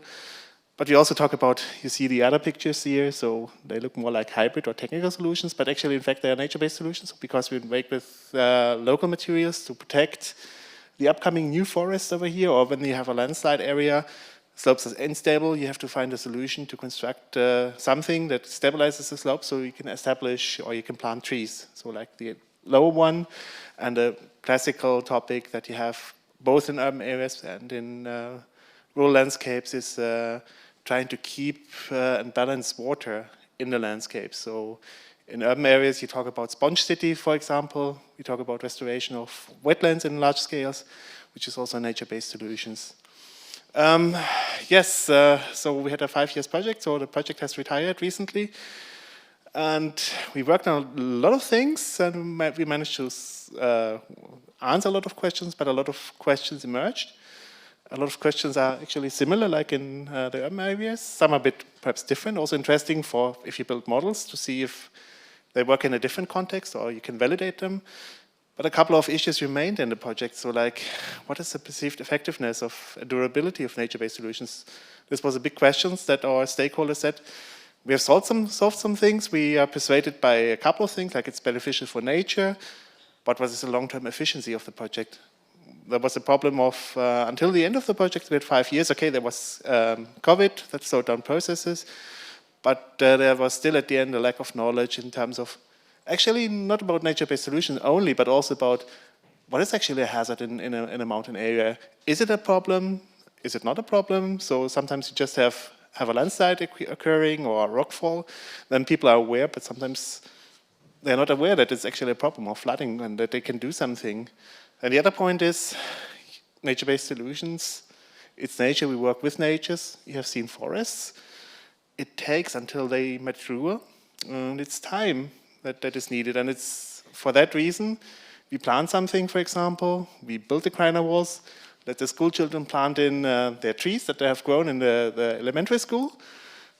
Yes, but what will be the long-term effect? So we can model to some extent, we can present modeling results, people like it, but they want to be, well, what is the long-term proof? So you just present us models, but what is the reality? Does it really work in the long run? And we need more studies, and so we cannot answer these questions in 5 years' times. So yeah, we have some open questions even at the end of the project. So this is a question for all of you, or some of you who would like to answer. Can we define some strategies which would sustain and build upon the achievements and ensure the long-term impact of the closing projects? And how we can bridge the gaps between the missing knowledge and the new projects? And maybe we can come now to Isabel's slide that she referred to.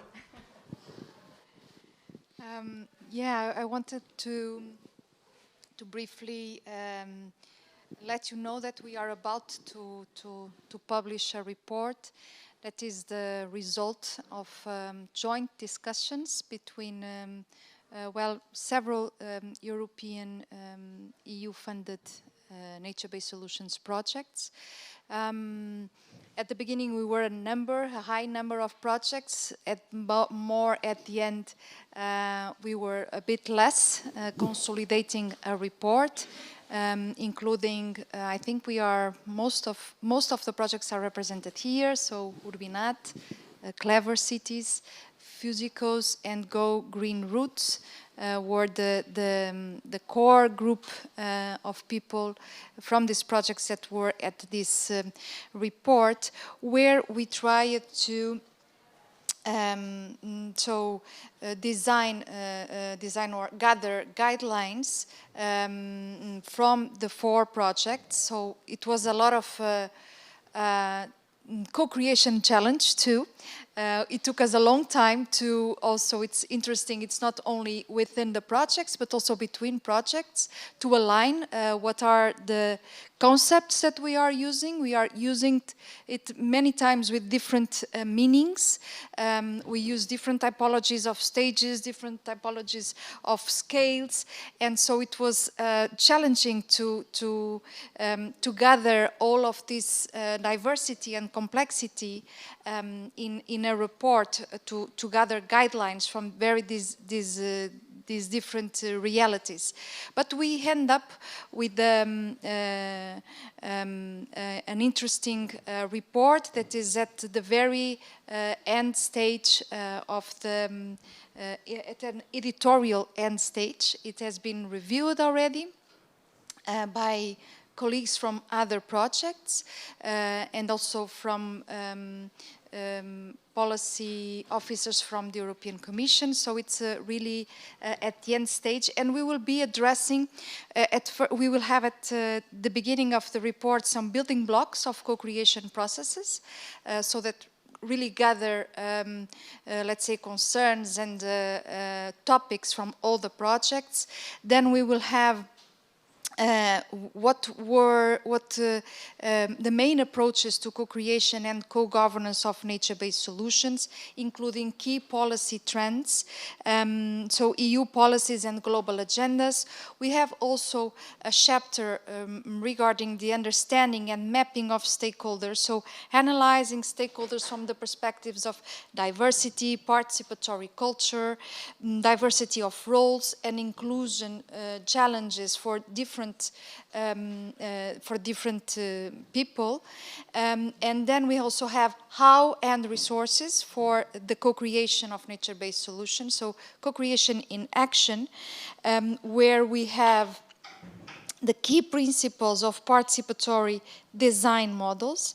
Then we have a co-governance chapter where we discuss criteria to guide the transition, let's say, from a governance context to a governance context or collaborative context, collaborative governance context.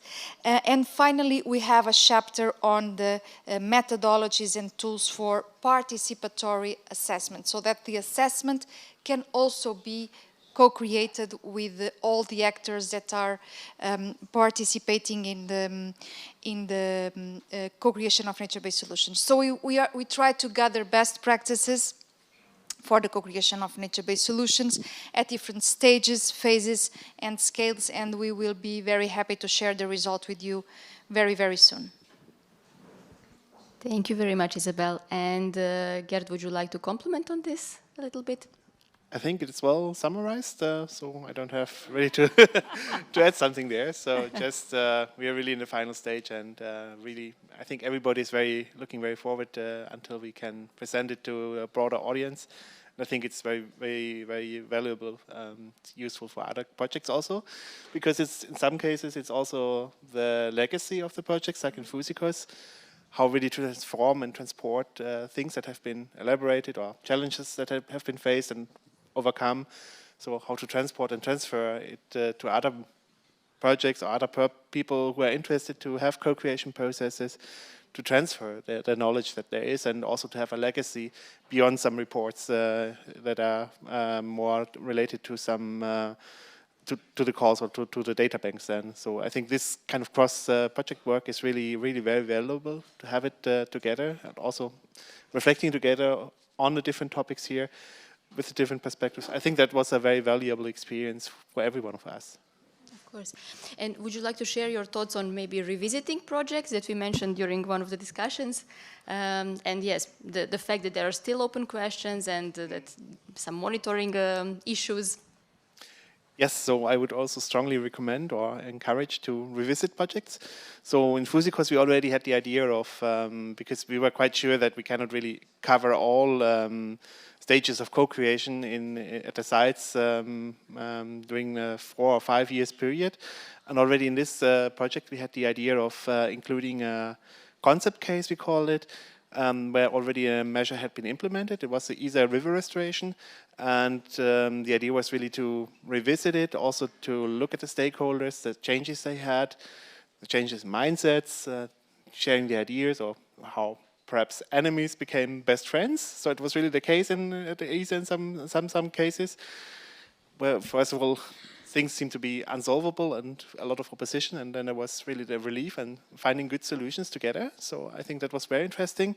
But it was also interesting in terms of, yes, learning for the others. So it was really nice for the other ones to share the experience, or for the other projects that wanted to implement nature-based solutions, to see and have the experiences shared from the stakeholders' perspectives when we walked along the Isar River, the restoration. But also when we looked at the Isar case, and we had a modeling team, and they asked us for questions for data. And actually there's a very strong authority collecting data also after restoration.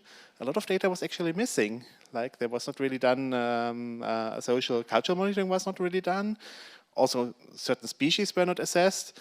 And it was really important then for us to try at least to collect some data and to fill the gaps, and also to see as a kind of proof, as I said before, what's the proof of concept, that you have the data from monitoring, that you can show that it works and things improve, or maybe some things don't work.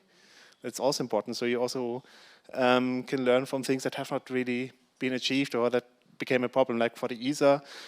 The result of the restorated river was that there's now enormous recreation pressure in a very fast-growing urban area, so which really also is counterproductive to some of the goals, especially the biodiversity goals for the river. And then there's, of course, climate change, and you can really see the changes that are happening, and really that things are really speeding up. Thank you, Gerd. And this is the final question for all three of you. And it is, what would be your personal takeaways from these 2 days of very inspiring discussions at the conference? Sophia, please. This is a difficult one. Yeah. So, well, thinking a bit of the focus of ReasonAid and FEAST, they have a little bit of different focus compared to many of the projects that have been presented during the conference.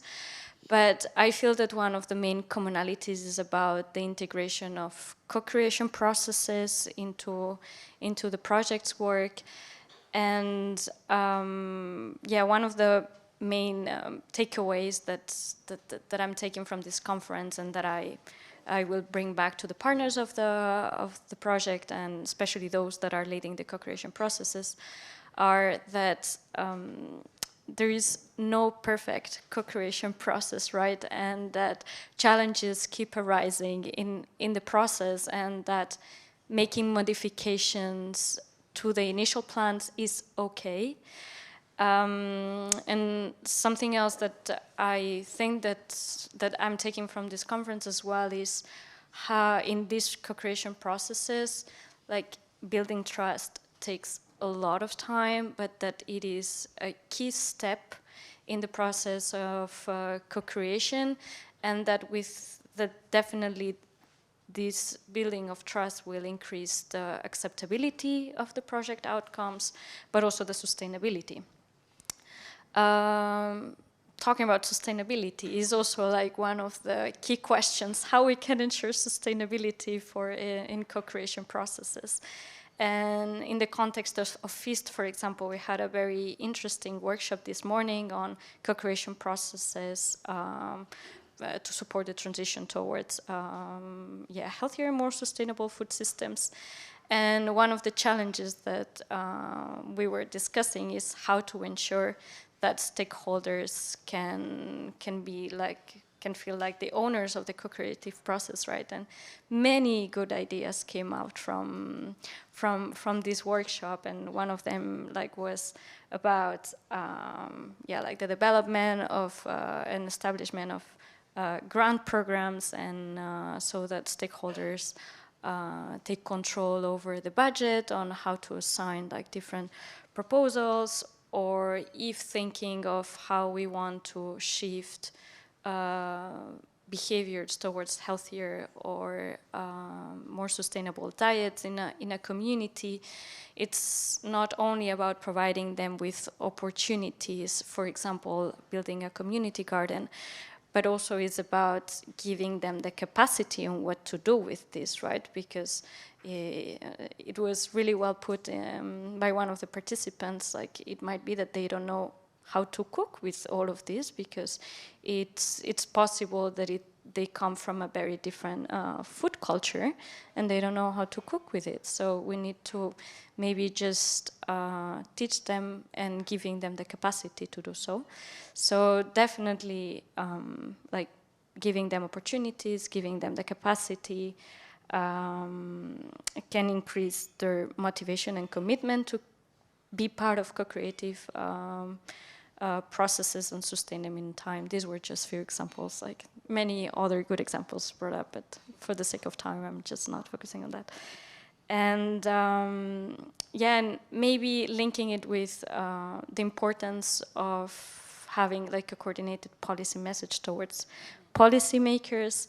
Something that inspired me yesterday as well was the fact on the importance of having presenting data to policymakers. That's always a good way of presenting the issue and the arguments, but also how important it is the way we present the data. So we need to think of that, and maybe with visuals can work a lot better than just providing them with numbers that for some might not be able to interpret it or understand the issue behind it. So maybe with visuals can be a good way to present and maybe convince them about the importance on what we're working on. So maybe these are the main takeaways and lessons that I might bring to my projects.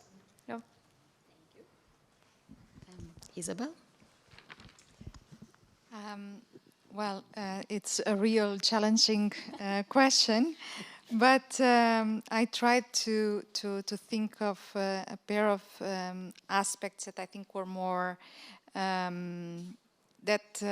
interested me more. Let's say, I'm not sure if it's about lessons. Maybe it's more new questions that I formulated within the discussions, and one of them is how can we fill the gap that it is still very clear between the real capacity of academia, municipalities, communities,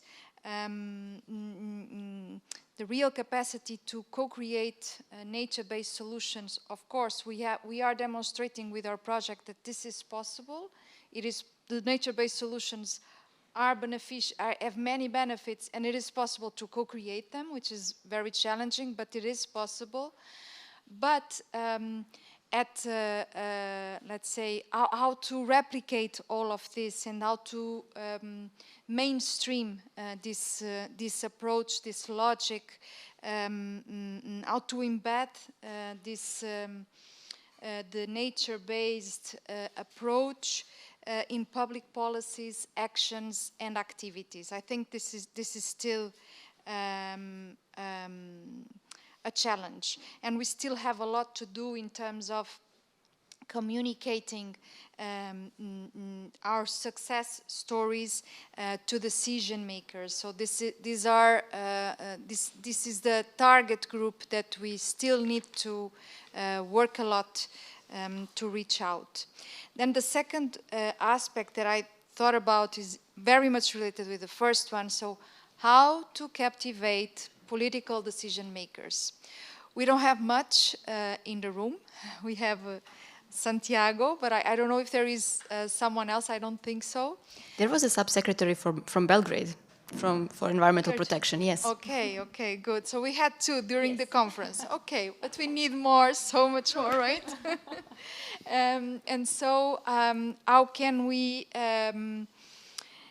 in fact, it is much more easy I think we have now, we have methodologies, methods, tools to engage citizens, but we still need to work on how to engage decision makers, political representatives, and find channels. We need creative channels to reach to them. It was very interesting in the session of storytelling, and after the session I had already the opportunity to talk about this with Marta. How can art and eventually comics, we are not sure if it is the best tool to help us to create narratives, stories that, as you said, help us to meet people where they are, so to meet the decision makers where they are. How can we create simple, sophisticated knowledge in a simple narrative, in a simple and attractive narrative? Yes? Can I just add to this, because you're just talking about picture-based narratives, and so this is just giving us, and I just wanted to say a big thank you for all you've done here.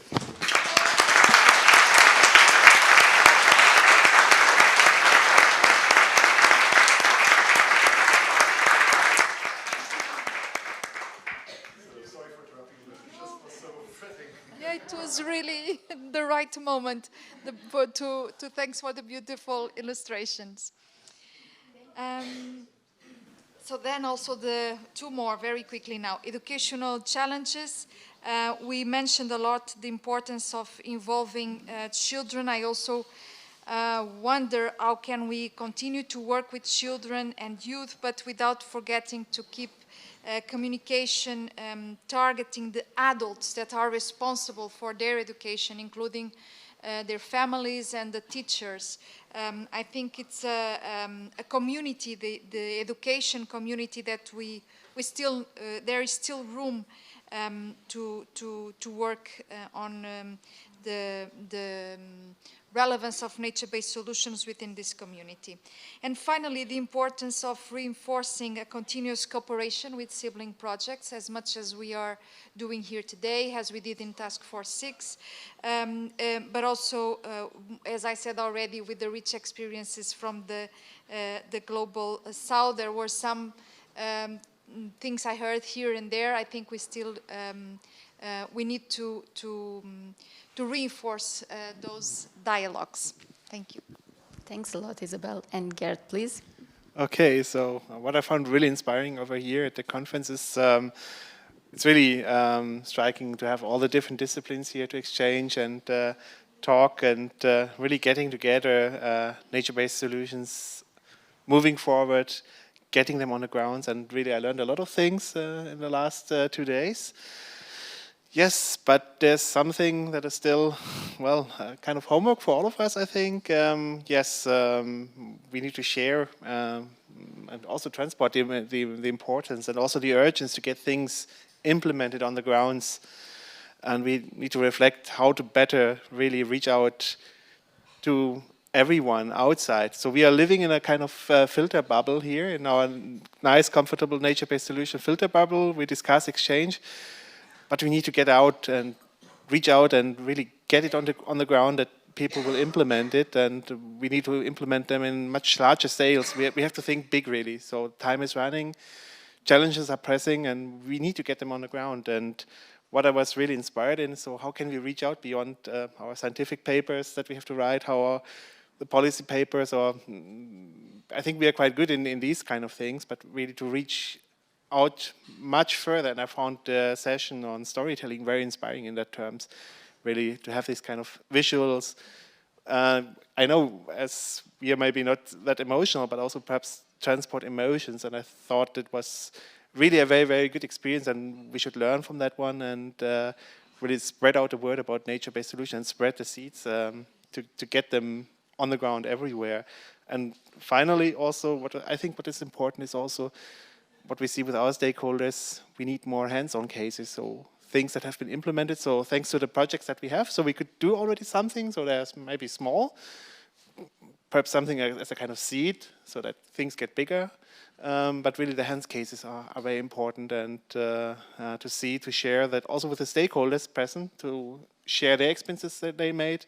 I think this is really important, and would be good to have really these kind of inspirations from cases or nature-based solutions that have been implemented. Thank you very much for depicting these lessons learned. The last 4 minutes I will use, if I may, to also take this challenge of summarizing some of the takeaways. I was just noting down during the sessions I attended the words and the key messages you shared. So regarding the co-creation and community engagement, I would like to say that Sean asked a good question: how do we push the shared governance? And I think it's important to underline that actually sharing the power means also sharing the responsibility, which is very relieving for the authorities. Then also that when we co-create, we provide opportunities for the local community, but we also ask for commitments. Then it is very important the language and the representation that we are using, which is connected with the storytelling and the comics and the drawings. That co-creation means that there are no financial benefits upfront very often, but that we are actually investigating in a social value of the scheme that we are proposing. That there is a lot of power in a lot of connected conversations. That was Chris' message from the London Community Design Collective. That can provide area-specific solutions, that we can bring vulnerable groups as active players, and that we always have to show a lot of mutual respect. Regarding the design and maintenance principle, I would like to say that we were mentioning more ecological maintenance rather than the conventional ones, that we have to consider provision of biodiversity shelters when we are planning and designing, that many implemented cases faced vandalism, or even some old ladies taking plants from the green corridors in many cases. But even when that happens, it is important to repetitively reinvest and to be patient, not to get discouraged, to be consistent and persistent, because we are trying to create a long-term change in the approach. And Gerd mentioned the monitoring. We also had an interesting proposal of maybe simplifying monitoring and delegate it to the citizens as a continuous engagement mechanism, which is for further elaboration and discussion. And finally, regarding the governance and maintenance models, we concluded that maintenance sometimes can be really easy to do, but very complicated to agree. We heard the collaboration agreement a couple of times in various sessions, sometimes very locally based, sometimes even related to the urban greening plans as a policy instrument, that maybe it shouldn't be a plan, but just a collaboration agreement. We had examples of Pact of Collaboration in Turin. We had Community Design Collective, which we heard a lot about, and it is very impressive, from London. And from their particular experience, we understood that it is very important to find the voices of real individuals who will be the bridges of communication between various stakeholders, that we need to explore new roles and new business models. From other sessions, some of the last ones, we learned a lot about using alternative financing as impact investment, crowdfunding, match funding, and how to foster nature-based enterprises. We have the opportunity now to explore more innovative pathways and new tools. And we also learned that it is very important to balance between the strategy and the action. I also wanted to thank Rob, but great that you did it because he left. So all the notes that have not been taken, you can see at the wall and at the drawings. And I would like to close, okay, it's 0, but okay, to close with this slide. That is one of my own photos from the site of Thamesmead in London. And with the final lines of the poem that Chris wrote from the Community Design Collective and shared with us yesterday. He said, for you, this is a photographic opportunity, but this is our community. And I really could relate with that because it reminded me of the looks of the local people when we were taking photographs. And I think that it is a strong reminder that whenever we do our research, we experiment with our planning practices, we implement investments, we always have to keep strong respect towards the local community and to engage in very meaningful conversations and relations with them.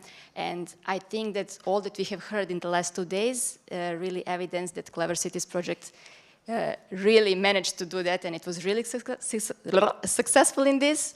And I would also like to use this slide to remind you that there are a lot of recordings on our website and that you can go back to some of the sessions, and this one as well. And for the end, I would like to thank to all the panelists, all the facilitators, moderators, all the participants, or all the organizers, with a special thank to Cassia Ruth, who put amazing effort in organizing this.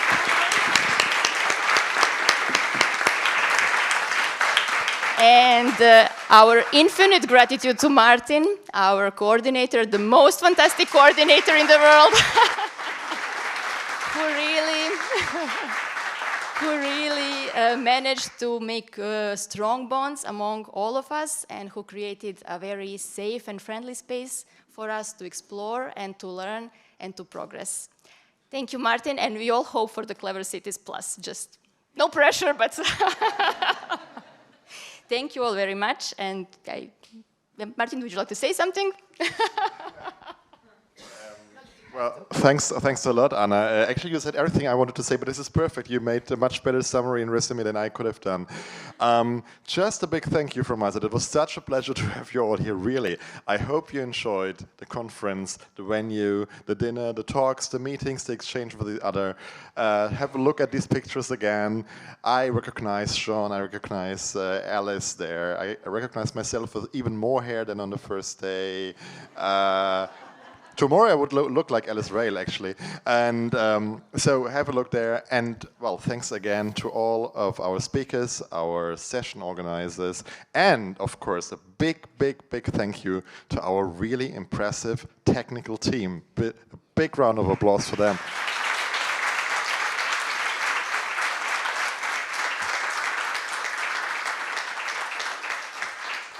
Yeah, that's all for the Nature in the City conference. I would just add 2 things for those of you who haven't been here this morning. So those of you who will attend the site visit tomorrow, we meet at 10 o'clock on the pedestrian bridge at the S-Bahn station in Williamsburg.